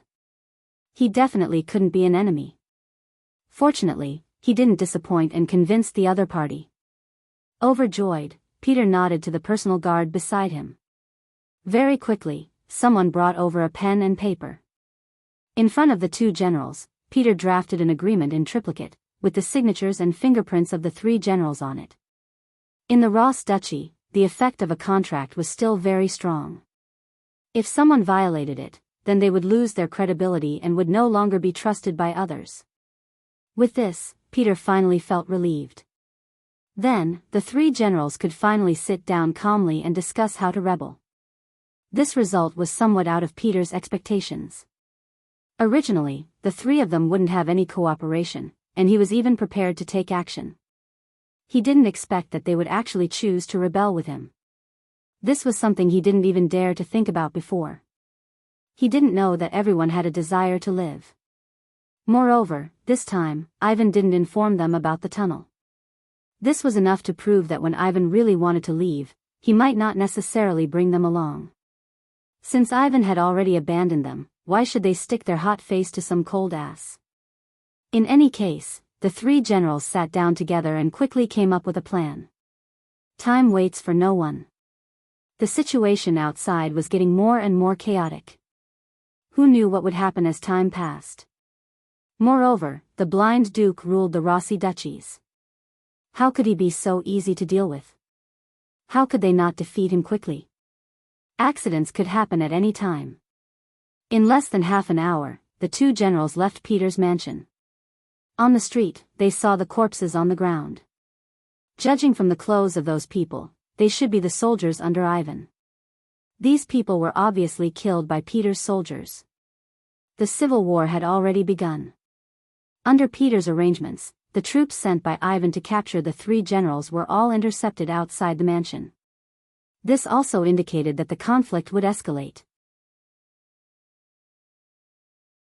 If they didn't fight to the death, it would be impossible to stop the war, and there would be no result. At this time, outside the palace, the sounds of killing were also incessant. West Delhi led a group of soldiers to launch fierce attacks again and again. It was just that the palace had long been on guard against outsiders, and the defense of the palace was so tight that it wasn't easy to take it down. In this terrain that was easy to defend and difficult to attack, Ivan's army had also been mobilized. Together with the palace guards, they put a lot of pressure on West Delhi, and the latter's casualties began to increase. "General, this won't do. The city walls are high and the arrows are sharp. Thousands of our brothers have already died." Seeing wave after wave of soldiers charging forward and then falling down in groups, and seeing their comrades who were talking to them a moment ago turn into corpses, many of the young generals had anxious looks on their faces. There were even some who began to waver in their hearts. They were already considering whether what they were doing was right or wrong. Right now, they were only facing Ivan's army and the palace guards. Once Boris and Sergei's armies joined in and began to surround them, the final result would most likely be defeat and death. As a rebel, one didn't even need to think to know what the consequences would be. "We can't retreat. We have to believe in the general." West Delhi shook his head firmly as the commander of the front line. However, the look of anticipation in his eyes from time to time betrayed his heart. He believed in General Peter, but how long had it been? Why didn't the general show up?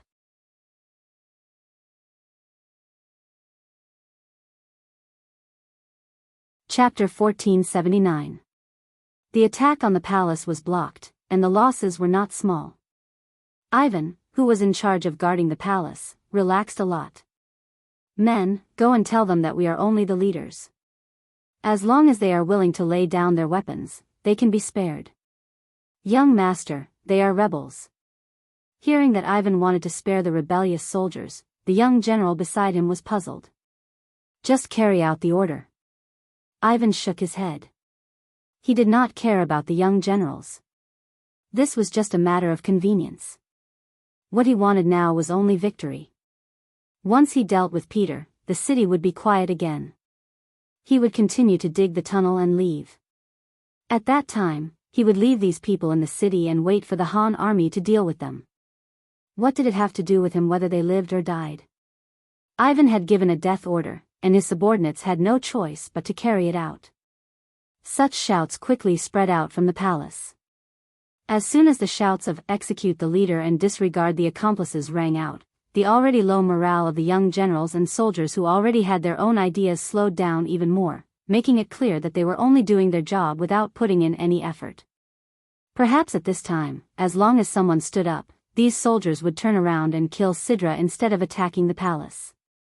The situation was critical. Seeing that another rebellion was about to happen, and even a few young generals were looking at Sidra with unfriendly gazes, a large group of White Russian soldiers rushed over from outside the palace. Before they arrived, their voices were heard. Someone has confused the blind duke and killed their way into the palace to clean up the emperor's subordinates. The people who came were the subordinates of Boris and Sergei.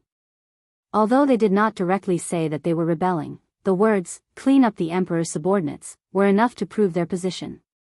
At some point, Peter had already arrived at the front line and came to Sidra's side. His expression was very calm. "Don't panic. They are here to support us. Continue to attack." Peter's appearance was undoubtedly a stabilizing force, causing the commotion in the army to stop. Everyone did not have any other thoughts. They cooperated with the other two armies and attacked the palace again. This time, it was not just two armies that came. At the same time, there were also some cannons that were hurriedly transported over. Facing the high walls of the palace, their plan was to use the cannons to create an opening and then win with superior numbers. The appearance of the cannons boosted the morale of the soldiers. They wouldn't have to risk their lives anymore. As long as the walls of the palace were breached, they would have many more opportunities. At that time, it would be the time for them to utilize the advantages of infantry and close combat. With the reinforcements, the morale of the rebel army soared. On the other hand, the situation of the White Russian army in the palace became dangerous. When the blind Grand Duke learned that Boris and Sergei had betrayed him, he finally lost his temper. He smashed an expensive porcelain on the table in front of him and threw it to the ground. Ivan, who was standing below, was also full of regret. At the end of the day, this matter was still caused by him. If he hadn't secretly dug the tunnel and was caught, this wouldn't have happened. "Father-in-law, I want to leave the palace and have a chat with the two generals," Ivan said as if he had made a decision. He only mentioned the two generals. Obviously, he had pushed Peter away, which proved that he did not intend to forgive this person. No. How could the blind Grand Duke not know what Ivan meant? But did he really think that Boris and Sergei were so easy to talk to? At this point, taking the initiative to talk to them was tantamount to sending a sheep into a tiger's mouth. He was afraid that he wouldn't be able to come back easily. The blind Grand Duke was old. He would rather take the risk himself than let his son do this. "Ivan, the future of the Russian Empire will be in your hands. No matter what, nothing can happen to you. You carry our hope for the future. How about this, immediately arrange for people to break out. As long as you break out of the palace, find a place to hide in the city. Remember, you must not be found. Then, I can die in peace. Father-in-law." At this moment, the tears in Ivan's eyes finally flowed down uncontrollably. "Okay, go and prepare. Take advantage of the darkness to break out." The blind Grand Duke waved his hand with a trace of pity on his face. After leaving this time, he really didn't know when they would meet again. "Father-in-law." After Ivan shouted again, he knelt down in front of the blind Grand Duke. This kneeling was also out of reluctance, but more of gratitude. Go. Remember, don't be so willful in the future," the blind Grand Duke said with a forced smile. When Ivan heard this, he couldn't stop crying. Unknowingly, he seemed to have grown a lot and matured a lot. That night, just as the artillery was transported to the outside of the palace, the gate of the palace suddenly opened and thousands of soldiers rushed out. Their appearance caught the unprepared Peter's three-way coalition army off guard. Soon, they broke out of the encirclement and rushed out. Peter was quite angry about this matter. If the blind Grand Duke and young Master Ivan were among the people who rushed out, wouldn't they be unable to complete the Han army's order? Fortunately, not long after, the blind Grand Duke's figure appeared on the gate tower of the palace. As soon as the blind Grand Duke appeared, the soldiers on both sides stopped what they were doing without prior agreement. This old man had ruled the Rossi principalities for decades and led them from weak to strong. Whether it was in the army or among the people, he still had a high prestige. Normally, as soon as he appeared and casually said a word, everyone would kneel down and worship him. But now, his appearance only caused everyone to stop fighting. A hero past his prime, this saying was the most appropriate thing to say about the blind Grand Duke. Standing on the wall of the palace, the blind Grand Duke shouted in a loud voice, "We are all Rossi people. Let's not fight anymore. Let's do things that hurt our loved ones and please our enemies. Don't you want this king's life? Come, I won't resist. You can do whatever you want, but you can't hurt the guards of the palace. After all, they were once your brothers. As long as you swear to do this, I will allow you to tie me up as you wish." Grand Duke. For a moment, because of these words, countless guards knelt down. They were all moved by the blind Grand Duke's loyalty. At this time, they wanted to use all their strength to fight to the death with the rebel army outside. It had to be said that the blind Grand Duke's method of bewitching people was superb. At this time, his words had completely restored the army's morale that had fallen. However, his mind was not on the civil war at all. He was indeed prepared to be tied up. This was also because he saw that resisting would not change the situation. Since that was the case, it was better to just surrender. At the same time, it could be considered as leaving a difficult problem for the Han army. As for what kind of problem it was, perhaps others could not see it, but Bugnam of Gojoseon of the Han army could definitely see it. Otherwise, he would not have been able to defeat the Golden Horde, nor would he have been able to destroy the Rossi Principality. Grand Duke, are you really willing to be tied up? Hidden in the army, Nevsky was more excited than anyone at this time. He knew that if this was the result, the chaos in the city would soon end and the victory would be decided. But if he did not surrender, with the support that the blind Grand Duke had gathered over the years, who knew how long it would take to win and what kind of price he would have to pay? Seeing that it was Nevsky's voice, how could the blind Grand Duke not guess that this person was one of the instigators? However, he did not have any hatred at this time. Such a small character would not be in his eyes. He still had a very calm expression as he replied, "That's right. As long as the three generals can swear not to touch the thousands of guards in my palace, this Grand Duke will let you do whatever you want." What can you do? In the palace, the 5,000 soldiers that Ivan had brought were basically all dead. As for the remaining 45,000 soldiers, they were blocked outside the palace by the three generals. Now, there were only 5,000 palace guards left in the palace. It was because of the limited power around him that the blind Grand Duke made this decision after weighing the pros and cons. It was naturally a good thing to be able to subdue the enemy without fighting. If they didn't fight, they couldn't guarantee that they would win. After all, anything could happen as time passed. After Peter and the other two generals looked at each other, they nodded and made a solemn oath in front of the entire army. The general idea was that as long as the blind Grand Duke surrendered and the guards did not resist, they could spare the lives of these people. Of course, the oath made in front of so many people was valid. If anyone violated it, they would be hated by both humans and gods.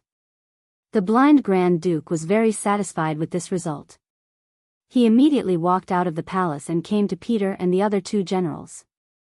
Seeing the Grand Duke of Blindness striding over and looking at them with his extremely low vision, Boris and Sergei lowered their heads at the same time. Even Peter, who was very mighty just now, turned his head to the side, not daring to look directly at the Grand Duke. In the end, Nevsky took the initiative to stand up and ordered the guards around him to subdue the blind Grand Duke.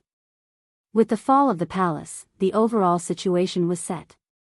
After finishing the important matter, Nevsky sent people out of the city overnight. At dawn, they reported the news to the Han army camp outside the city and to Yang Chendong, who had just woken up. "There's a result so soon?" Yang Chendong asked in surprise. In his eyes, whether it was the blind Grand Duke or the future Ivan the Great, they were all famous figures in the history of the Ross Kingdom. How could such people be so easy to deal with? Even if someone said that this civil war would last for 10 days, half a month, or even longer, he would believe it.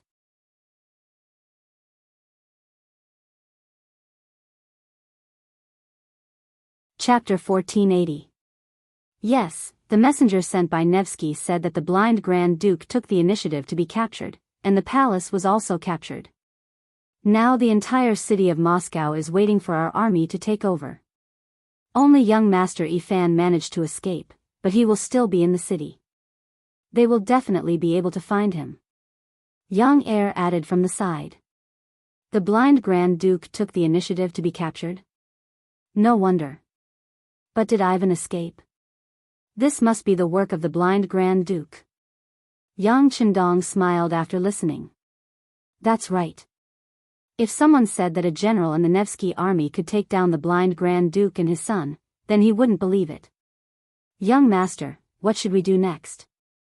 Beta Persei had long been accustomed to Yang Chendong talking to himself, and he had long dispelled his curiosity. What he wanted to ask now was what to do next. What else can we do? As long as Ivan is still in the city, we are not afraid of not being able to find him. Pass down my orders. The siege cannot be stopped. No one is to be allowed to leave without permission. Also, reply to the messenger. Tell him to inform Nevsky that he has done a good job. This king will also fulfill his promise. Now, all he needs to do is to send people to fill up the big holes outside Moscow to ensure that our cavalry can enter the city smoothly. Since you were the ones who dug the hole, you should be the ones to fill it up. Yang Chendong wouldn't let his soldiers spend so much effort. He also used this time to think about what to do next. To be honest, whether it was dealing with the Golden Horde or the Ross Principalities, things went smoothly beyond his imagination. Yang Chendong was confident about the final victory, but to be able to solve the problem so quickly, this was the important role of the three basic factors. First, the 5-star army has the most powerful weapons in the world, whether it is the power of the flintlock, the fierceness of the artillery, or the hot air balloons. They are far beyond the products of this era, and therefore can achieve the role of destroying the enemy on the battlefield. Secondly, there were many veterans in the 5-star army. They had been on the battlefield and were not afraid of death. The benefits of military merit were generous. Under such good conditions, they could even display their own strength. This ensured that the soldiers in the army were always very high-spirited, achieving the goal of being invincible and invincible. Let's put it this way, if a group of 500 elite veterans fought against a group of 5,000 new recruits, then the victor would definitely be the veterans with fewer people. It was only because they didn't have stage fright. They knew how to protect themselves while effectively attacking their opponents on the battlefield. As long as the general's orders and direction were correct, they would be able to play to their advantage. On the other hand, if it was a group of new recruits on the battlefield, it was very likely that they would fall into disarray. When they saw blood and death, they would not be able to adapt and would forget everything. Even if the opponent's butcher's knife was in front of them, they would not know how to block it. Looking at the 5-star army, along the way, they had fought countless battles. There was no need to doubt the combat power of such an army. It was easy to predict which side the scales of victory would lean towards. The third point was the corruption and disunity of the Golden Horde and the Rossi Principalities. Everyone had their own thoughts and could not be united. If they won the battle, then it would be fine as long as they followed the prescribed order. However, once they encountered a setback, the drawbacks of these problems would be revealed. In the end, there would be internal strife, which would give the opponent an opportunity to take advantage of. Looking at these two major battles, didn't the Rossi Principalities only get destroyed because of internal strife? Thinking of this, Yang Chendong also began to reflect. Would this problem fall on the 5-star army? The answer was very likely. Now that Yang Chendong had great power and prestige, some things would naturally not happen with his existence. However, no one could guarantee what would happen after he was gone. Men die, birds die in the sky. Yang Chendong's thoughts only drifted for a moment before he retracted them. It was very tiring to live alone, so there was no need to think so far ahead. Anyway, after the world was unified, even if something really happened, it would be the meat in the pot. It would just be the Han people replacing the Han people, so it was not a pity. Yang Chendong's order was passed back to Moscow. After a discussion with the three generals, Nevsky began to arrange for people to go out of the city to fill in the holes. At the same time, the biggest civil strife since the establishment of Moscow took place. In the name of looking for Ivan, the army began to loot the city. This was originally a promise made by the generals to make the soldiers work for them. Now that it was done, it was time to fulfill the promise. The city of Moscow was plunged into its darkest hour. Countless nobles attached to the blind Grand Duke became the targets of looting. If they dared to resist, the soldiers who rushed into the courtyard dared to kill them. For 10 days, the city was filled with smoke and fire, and corpses were everywhere. According to the statistics, at least 70% of the nobles in the city were impoverished in just 10 days. 10 days later, the holes outside the city were filled, and the cavalry of the 5-star army began to enter the city. As the vanguard, the new Second Army was the first to enter the city and disarmed all the White Russian soldiers. But just as they said, when the cavalry entered the city, they didn't do anything excessive to the surrendered soldiers and civilians. As long as they cooperated with them, their safety was guaranteed. Of course, there were those who obeyed, and those who did not. For example, there were some soldiers loyal to the blind Grand Duke hidden among the civilians who jumped out to kill the cavalry of the new Second Army. But since they were already prepared, their appearance was nothing more than suicide. Before entering the city, Yang Chendong had already given orders. Although Moscow had fallen, there were still many opposing forces in the city. So unless everyone in the city was evacuated, the danger would not be eliminated. Killing intent could appear at any time, and fighting could happen again at any time. With Yang Chendong's orders, how could the cavalry of the new Second Army not be careful? In addition, with the armor on their bodies, ordinary swords, spears, and arrows could not hurt them unless they were at close range. This caused the opposing forces in the city to suffer heavy casualties in the end. Originally, Pyotr and the other generals were dissatisfied with the disarming of the Han army as soon as they entered the city, but after seeing the waves of assassinations on the streets, they immediately shut their mouths. Anyone who raised any objections at this time might be mistaken as an accomplice of the assassins. That would be a big problem. In the following 3 days, the cavalry of the new Second Army killed no less than 3,000 people in the city. Only then did the public security situation become much more stable. But even so, Pyotr was clear that there were still many people in the city who opposed the Han army. It was just that the timing was not right, and they did not reveal themselves. However, the 3 days were up, and it was time for Yang Chendong to lead the army into the city. After all, if the time dragged on for too long, it would give people the impression that the Han Bugnam of Gojosian was afraid of death. If that was the case, it would only help the enemy's morale and flames. Compared to the Golden Horde, the Rossi dukedom's emotions were much higher. Under the indoctrination of the Grand Duke of Blindness, many White Russians had established themselves with the slogan that the world was vast, and White Russians were the most respected. In their eyes, they were the strongest people in the world. They should rule the world and not be ruled by others. Under the extreme nationalism, the public security in the city was worrying. However, since Yang Chendong had said that he would enter the city in 3 days, there was no reason for him not to enter the city when the time came. Outside the east gate of Moscow, 3 days later in the morning, Yang Chendong rode a white dragon and entered the city under the protection of 2,000 black-clothed and black-armored black cavalry dragon guards. Yang Chendong, who already had the strength of a grandmaster, admitted that unless it was a cannon, it would be extremely unrealistic for others to want to keep him here. Even so, as long as he was prepared, he could move into the warehouse at any time. This was truly a self-preservation weapon. With this kind of capital, even if it was a dragon's pool or a tiger's den, he would still dare to charge in. Not to mention, Moscow was currently filled with the new Second Army's 5-star army cavalry. What was there to fear? At the city gate, Nevsky, Pyotr, Boris, and Sergei were already waiting in a welcoming formation. When Yang Chendong appeared here, they were still some distance away. However, these people all knelt on the ground.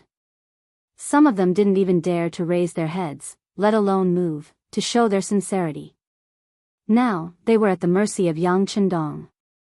Even if Yang Chendong changed his mind and wanted to kill them all, these people would have no power to resist. Since that was the case, there was no other way other than to willingly submit to him. Get up. Riding a white dragon, Yang Chendong appeared in front of a group of Russian officials and spoke in Russian. It was important to clarify that the current white dragon was no longer the white dragon of the past, but the descendant of the white dragon. After all, there was a limit to the lifespan of a healthy horse. Although the old white dragon was not dead yet, it was not as fast as it used to be. Fortunately, after conquering so many places and conquering so many territories, the white dragon had already found a suitable mate for the next generation of white dragons, which was already ready for service. But without exception, the owner of the white dragon could only be Yang Chendong. No one else had the authority to ride on them. The high and mighty Yang Chendong greeted the group of Russian officials in Russian. Only then did these people who were kneeling on the ground stand up in trepidation. Come, give me a horse, and we will tour the city together, Yang Chendong said to Beta Persei and the others in Mandarin with a smile on his face. Being able to ride a horse with Bugnam of Gojosian was a very glorious thing. At least, that was what the generals of the 5-star army thought. And now, this treatment was given to these surrendered officials, which made many people envious.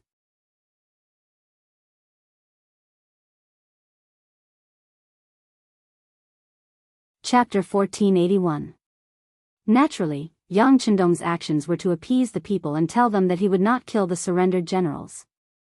Secondly, it was to make these people the target of public criticism and make it impossible for them to betray him. After all, in the eyes of some opponents, the closer these nobles and ministers were to the Han people, the more unforgivable their crimes were. Perhaps some people in the crowd understood this, and their faces became ugly. However, for those who were determined to surrender like Nevsky, they did not think so much.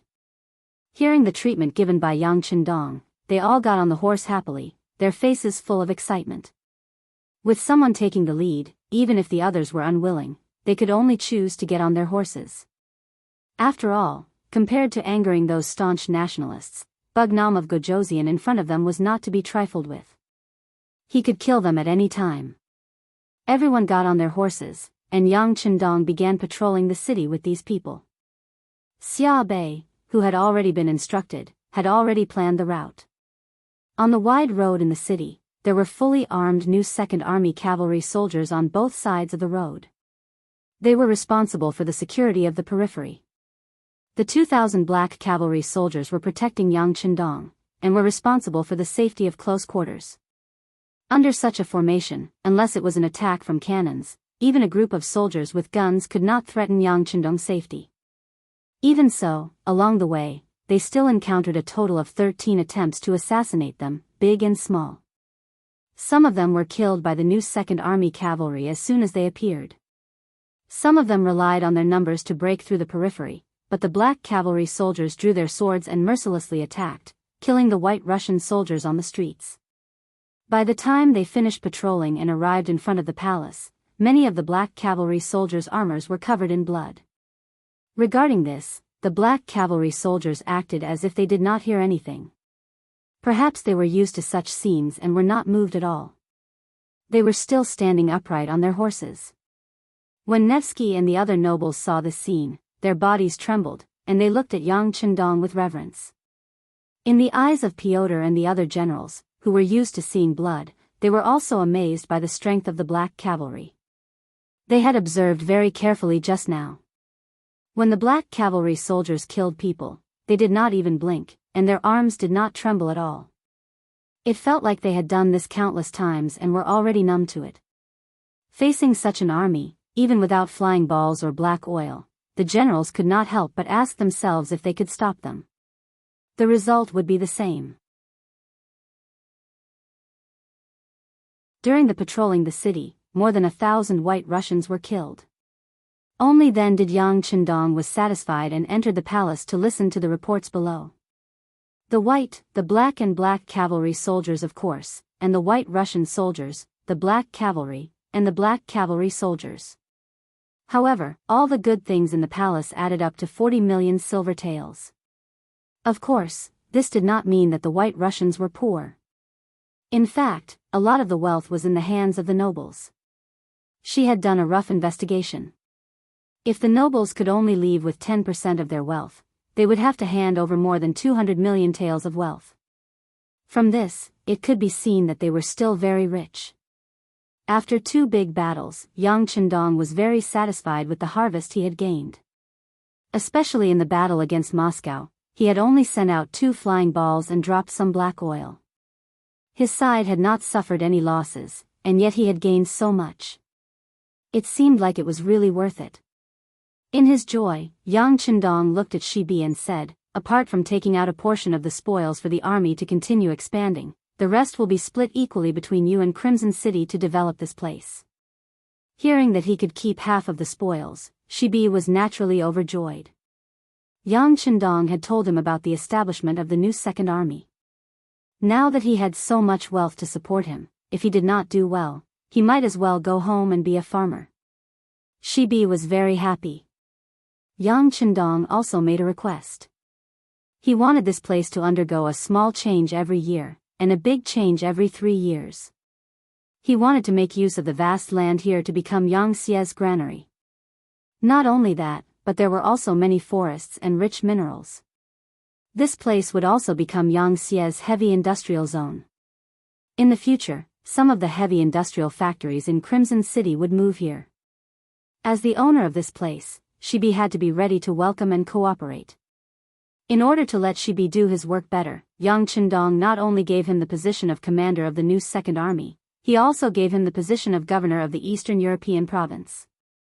Yes, the land where the Rossi principalities and the Golden Horde were located was merged into a new province called the Eastern European province. In comparison, the area it occupied was far larger than any of the provinces under Yang Xie's control. Giving such an important position to Shibi showed how much importance he attached to this place. Shibi knelt down on the spot to express her gratitude.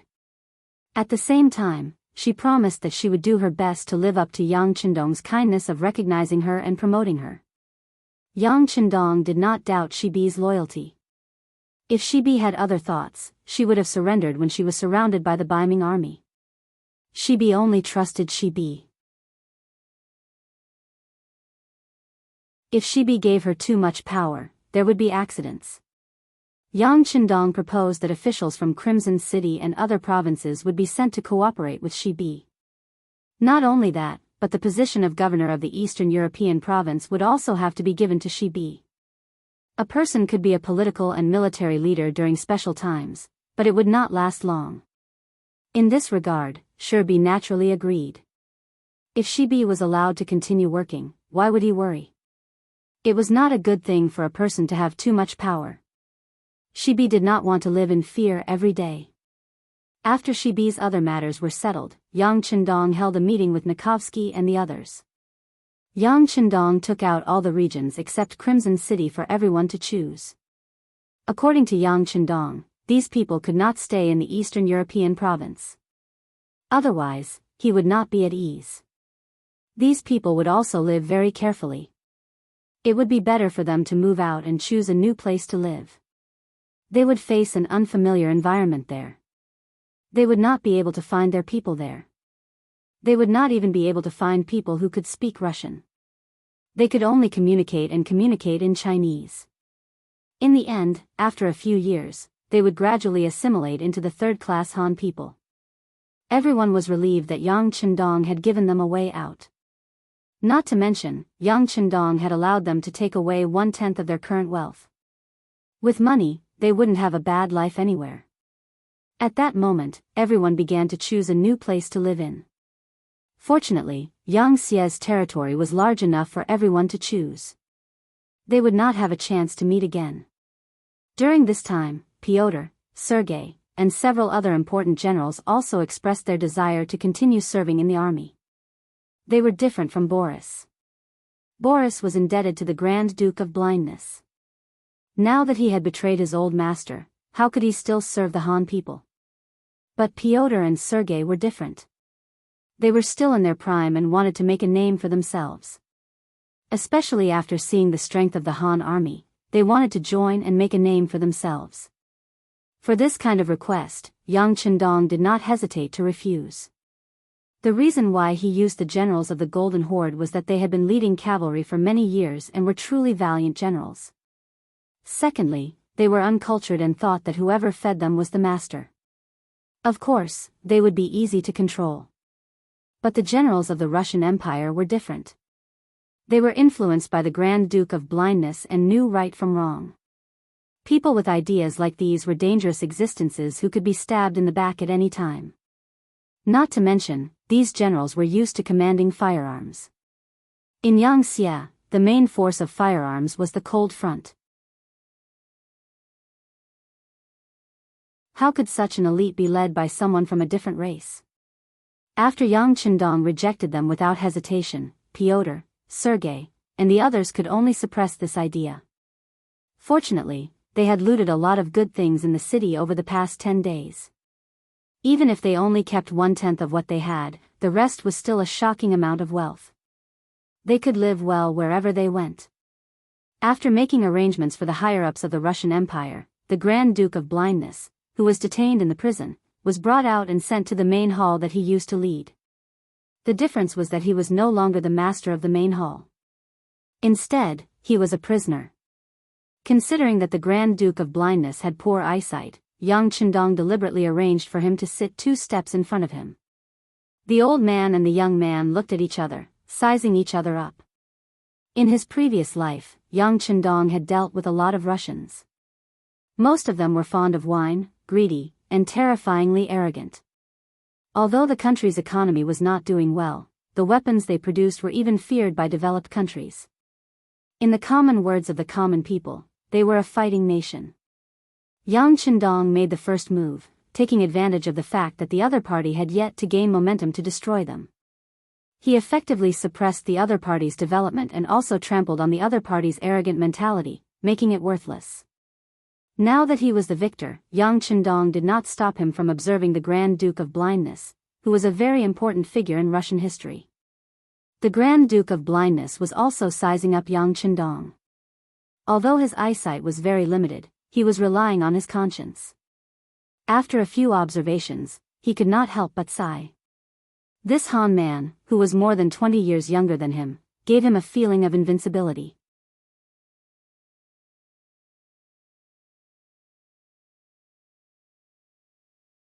Chapter 1482. Such a person would not make people feel threatened by his every move and would even make people want to get close to him. However, when one developed a hostile heart, one would realize that the other party had no flaws. His many years of experience told him that such an opponent was the most terrifying. "Young man, you have won, but I don't know how to deal with the Rossi people." "Oh, and what about the 5,000 palace guards who are absolutely loyal to me?" Yang Chendong, who could not find the other party's flaws and whose breathing was very stable, made the Grand Duke of Blindness unable to find a way to break through. Thus, he simply took the initiative to attack. He also wanted to see how this Han Chinese man would deal with the affairs of the Rossi principalities.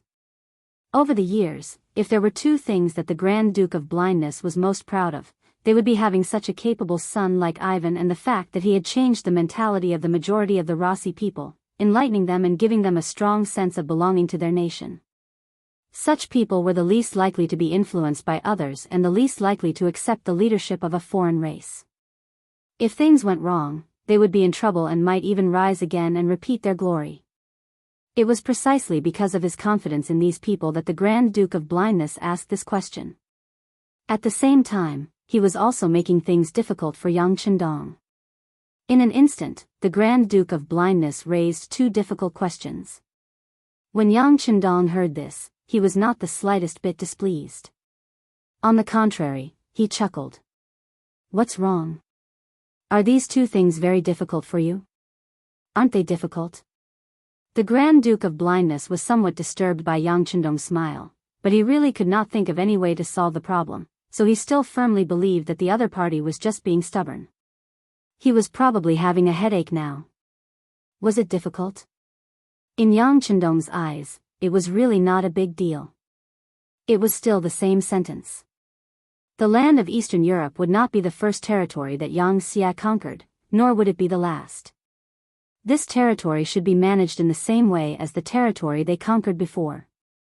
Therefore, Yang Chendong simply smiled at the blind duke's question as if two old friends were chatting.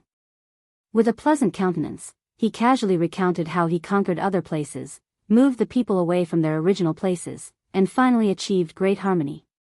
Even though Yang Chendong only gave a rough explanation, it still took him half an hour. After finishing his explanation, Yang Chendong quickly took a big gulp of tea to moisten his throat. Then, he looked at the Grand Duke of Blindness with a smug look like a child who wanted to be praised by an adult for doing the right thing. For some reason, when facing the Grand Duke of Blindness, the other party gave him this feeling. He could relax and say what he wanted to say. On the other hand, the Grand Duke of Blindness had an ugly expression on his face. Previously, he thought that the Russian people had been partially liberated under his rule. With such people, it would be difficult for anyone to rule them except for the Russian leader. However, he never expected that the young Han Bugnam of Gojoseon would think of such a method to migrate and divide the people. The method was so simple and undeniably effective that it could only make the Grand Duke of Blindness dumbfounded. At the same time, he also knew very well that if what had just been said was true, the strength of the so-called Russian ancestors would be greatly reduced. Next, they would inevitably be divided and ruled together. Finally, they would be annihilated in the wheel of history. He was shocked by Yang Xia's strength in his heart. Without such a large territory, it was impossible to do this. Moreover, the money needed to be spent was also incalculable. It would be difficult for any emperor to make such a choice because it required countless investments in the early stages in exchange for long-term stability in the future. However, these problems were no longer problems in the eyes of this young man. He had already used countless facts to prove that this path could be taken, and the returns would not be too low. The Grand Duke of Blindness couldn't help but praise the other party in his heart. He was thinking how good it would be if the person who did this was a descendant of the Russian clan. If there was such a talent, he was willing to give all his efforts to help the other party. However, now it seemed that the rulers of the world in the future would only be the Han people, and they could only be the Han people. Any powerful ethnic group would be inferior in front of the Han people and would need to look up to them. While the Grand Duke of Blindness was amazed by this big move, he suddenly thought of something. His expression changed, and he said, "What about my 5,000 palace guards? How are you going to deal with them? Kill them?" "As you wish, of course, I will kill them all. Not only them, but many people in the city who are unwilling to migrate, or young adult men who show a little resistance, will also die. You know, they are not a small force of opposition. If I don't deal with them, I'm afraid that during the migration process, these people will not be obedient and will create a lot of difficulties for my army. I don't want them to hurt my soldiers and the good people in the future because of a moment of kindness."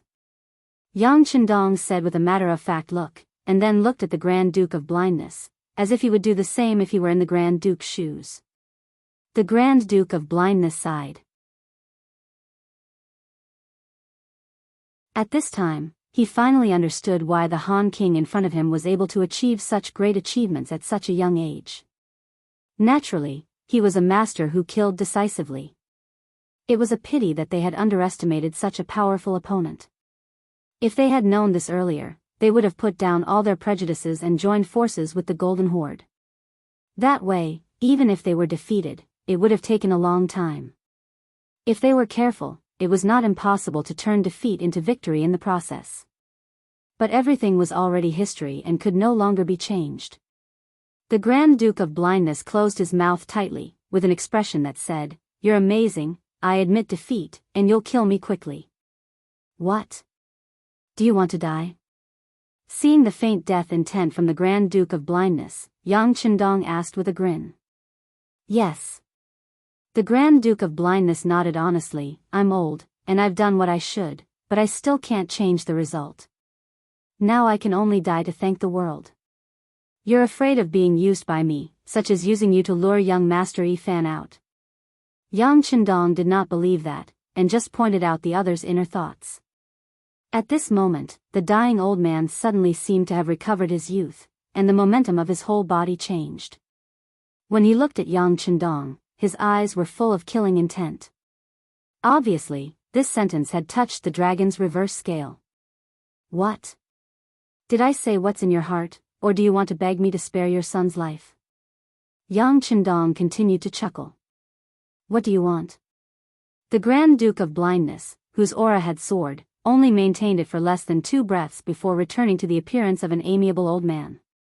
Clearly, he was now in an absolute disadvantage. Even the change in aura just now could not be maintained for long. What else can I do? Of course, I have to eliminate the roots. To be honest, I never underestimate any opponent, especially the successor personally cultivated by you, the Grand Duke of Blindness. It's absolutely impossible to not find Yifan. You can rest assured that he will definitely be found. As I said before, I will migrate the entire city, including all the dignitaries and civilians. At that time, I will find some people who have seen young Master Yifan and let them recognize him one by one. I think he won't be able to fly out even if he has wings. Am I right, Grand Duke of Blindness? Looking at Yang Qindong as if he was talking about a very ordinary thing, the Grand Duke of Blindness sat down on the chair. He finally admitted in his heart that this Yang Qindong was a devil who opened his bloody mouth and could devour all enemies and opponents. If he really migrated the people in the city one by one like a sieve, Yifan who was hiding in the city really couldn't escape.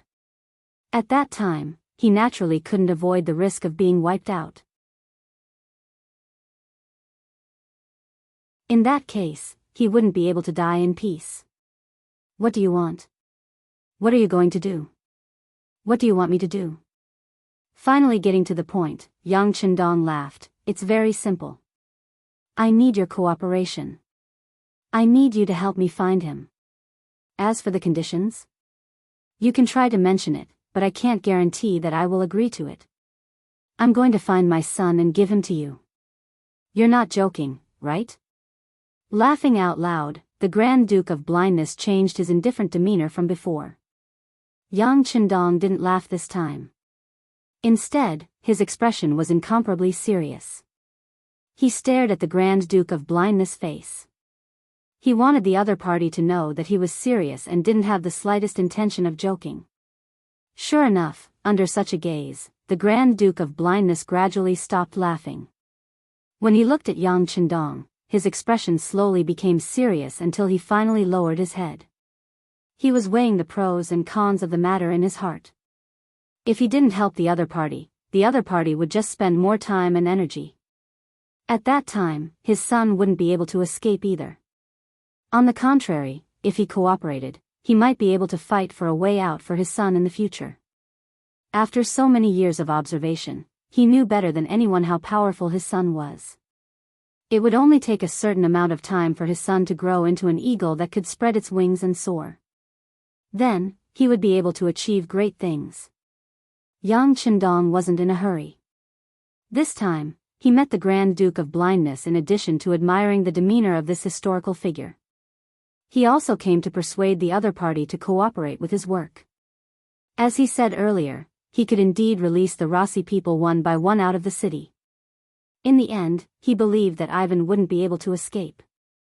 This was because he believed that not only him, but there were also many people who wanted to capture Ivan to relieve their worries, such as Nevsky and Peter.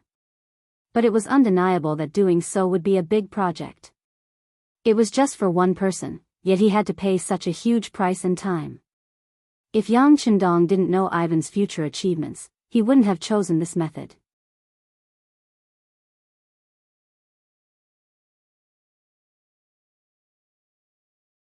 Chapter 1483. But if the Grand Duke of Blindness was willing to cooperate, it would be completely different. Nobody knew a son better than his father. With this person's help, it would be extremely easy to find Ivan. In this way, it would save a lot of time. Of course, it was normal to pay some price for this. Everything depended on what the other party asked for. The Grand Duke of Blindness sat there in silence for a long time, weighing the gains and losses in his heart. In the end, he sighed and said, "In that case, I have 3 conditions." "Try to say it." Yang Chendong did not arrogantly say that he would agree even if the Grand Duke of Blindness had 100 conditions. He also answered very cautiously. It was enough to prove that he was very cautious when facing an opponent at the level of the Grand Duke of Blindness. "First, please keep the name of Moscow. Please also leave some people who are not a threat in your eyes. After all, this is the place where the Ross clan lived. We still need them to stay as witnesses. At least we won't let them disappear from this land so quickly and prove that the Ross clan was once the owner of this place." After the Grand Duke of Blindness finished speaking, he looked expectantly at Yang Chendong's reaction. In this regard, Yang Chendong just urged, "There are 2 more conditions. Say them together." "Okay. Second, I can help you find Ivan, but you have to promise not to hurt him and you have to swear a heavy oath. Also, you can't kill the 5,000 palace guards. You can give them to Ivan to lead. I will persuade him to become a foreign division in your Han army. Presumably, you still have a lot of places to fight and occupy, so you will always need manpower. Since you are so optimistic about Ivan's strength, presumably his addition will make you like a tiger that has grown wings, right? Third, I want the heads of Nikev and Peter. They betrayed us, so they must pay the price. That's all. As long as Bugnam of Gojoseon can agree, I will do my best to help you. I will even come forward to appease the hearts of the people in the city. You know, these people have feelings for this Grand Duke. Many of them are still willing to believe me." The 3 conditions were stated by the Grand Duke of Blindness. Next, it was time to wait for Yang Chendong's reply. In this regard, Yang Chendong, who was smiling, had a mocking look in his eyes. She had already become a prisoner, so how could she still make such an outrageous request? Was it because the other party was used to being domineering, or was it because he was too gentle? He decided to let the other party know who had the final say in this place at this moment. "I'm sorry, but I can't fulfill any of your 3 conditions." While objecting, Yang Chendong continued, "It seems that some people still don't understand the situation. Do you really think that we can't find Ivan without your help?" The more he spoke, the colder Yang Chendong's expression became. "Men, bring those 5,000 palace guards to the square and kill them all." "Yes, young master." Young heir, who had been waiting at the side for a long time, was waiting for these words. He agreed and turned around to leave. The blind duke was forced to panic. Wait a minute. He didn't expect Yang Chendong to be so decisive. Since it was a negotiation, of course one side would offer a sky-high price, and the other side would pay back the money. How could one flip the table just because one side disagreed? If that was the case, how could the game not continue? Of course, through this test, he could also see that Yang Chendong was not the nobles he had come into contact with before. This was a very principled and powerful person. He would not tolerate the slightest doubt or criticism from others. The Grand Duke of Blindness shouted for Yang Chendong to stop. He lowered his head and asked Yang Chendong to propose amendments. And this was exactly what he wanted. His performance just now was just to intimidate the blind duke. Reality also proved that a paper tiger was a paper tiger. As expected, he was not intimidated. Alright, since that's the case, this king will propose the final regulations. When he said final, it meant that the following words could not be questioned or refuted. If the blind duke still did not agree, then there was nothing to talk about. First, all the people in the city must be evacuated. Not a single one is left. This is unquestionable. Not even the slightest trace of your people can be left here. Second, as long as Ivan performs well, he can be spared and be given a chance to redeem himself. But he will always be watched. Once he is found to be disloyal, he will be beheaded without mercy. On the other hand, if he is willing to work honestly, this king can guarantee that he will not be killed. As for the 5,000 guards, only 500 of them can be allocated. The other 4,500 will be sent to other armies. You should know that it is impossible for this person to have too much military power before he has enough trust. Also, as the Grand Duke, you also need to make a public speech to express your submission to us, the Han people.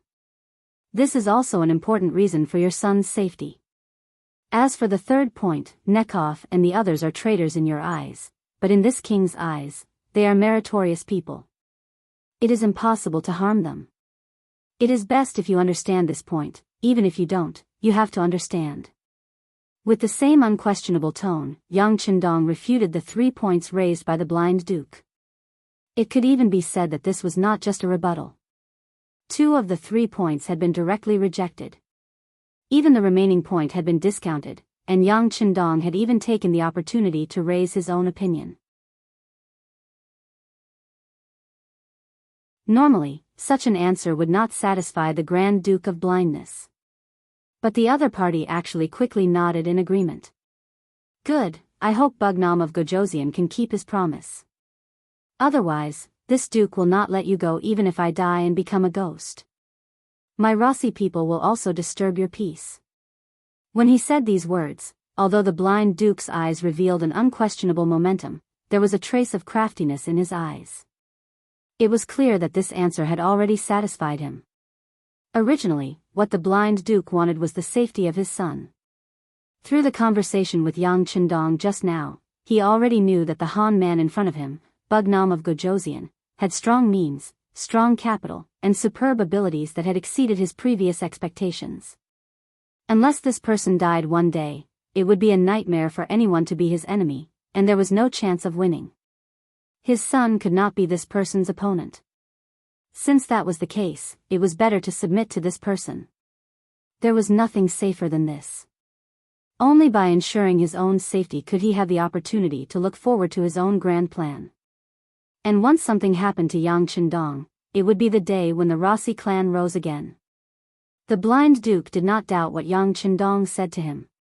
Although he also knew that moving the entire city out one by one and screening them one by one was indeed a very laborious task and would take a lot of time, it was undeniable that this was indeed a good way to find Ivan. If he really could not find Ivan, he did not doubt that this young king would rather kill all the unidentified people in the city. Once he really did that, it would be unknown how many heads would fall to the ground. It would also be tantamount to completely destroying the hope of the Rossi clan's rise. In contrast, this was what he could not tolerate. As long as there was still hope, it was worth it for the blind duke to do anything.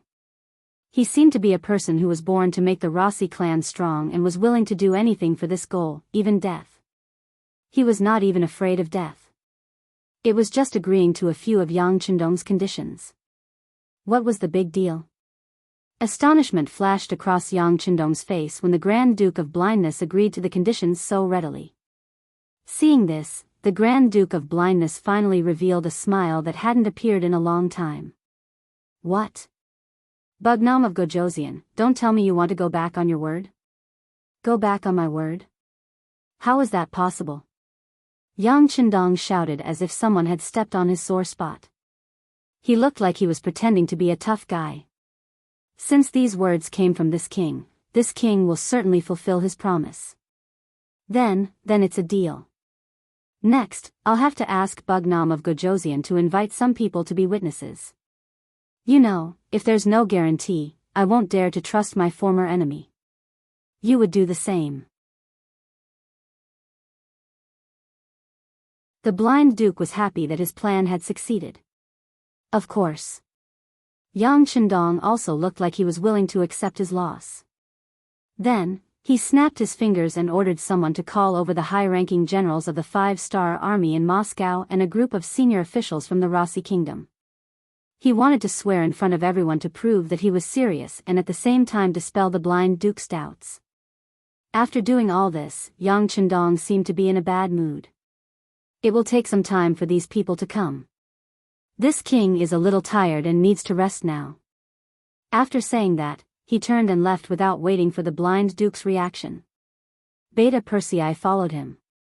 When the two walked out of the hall, Beta Persei saw that there was no one around, so he hurried to Yang Chendong's side and said, "Young master, did that old guy make you angry? If so, this little one will go back and kill him now. That way, no one will know the content of the previous conversation." "No need." Yang Chendong replied with a smile. Where was the angry look from just now? Just as the blind duke asked for a sky-high price, why wouldn't he pay? No one knew Ivan's power better than him. If he didn't find such a person, he wouldn't even be able to sleep in peace. In contrast, it was just agreeing to some of the other party's conditions. What was the big deal? Don't forget that Yang Chendong swore that as long as Ivan didn't rebel, he wouldn't do anything to him. But the other party was originally an ambitious person. As long as the opportunity was right, how could he not rebel? You're tuning into the Biyao's Wuxia Chronicles YouTube channel. Don't forget to subscribe and join us on this journey to catch the most captivating stories.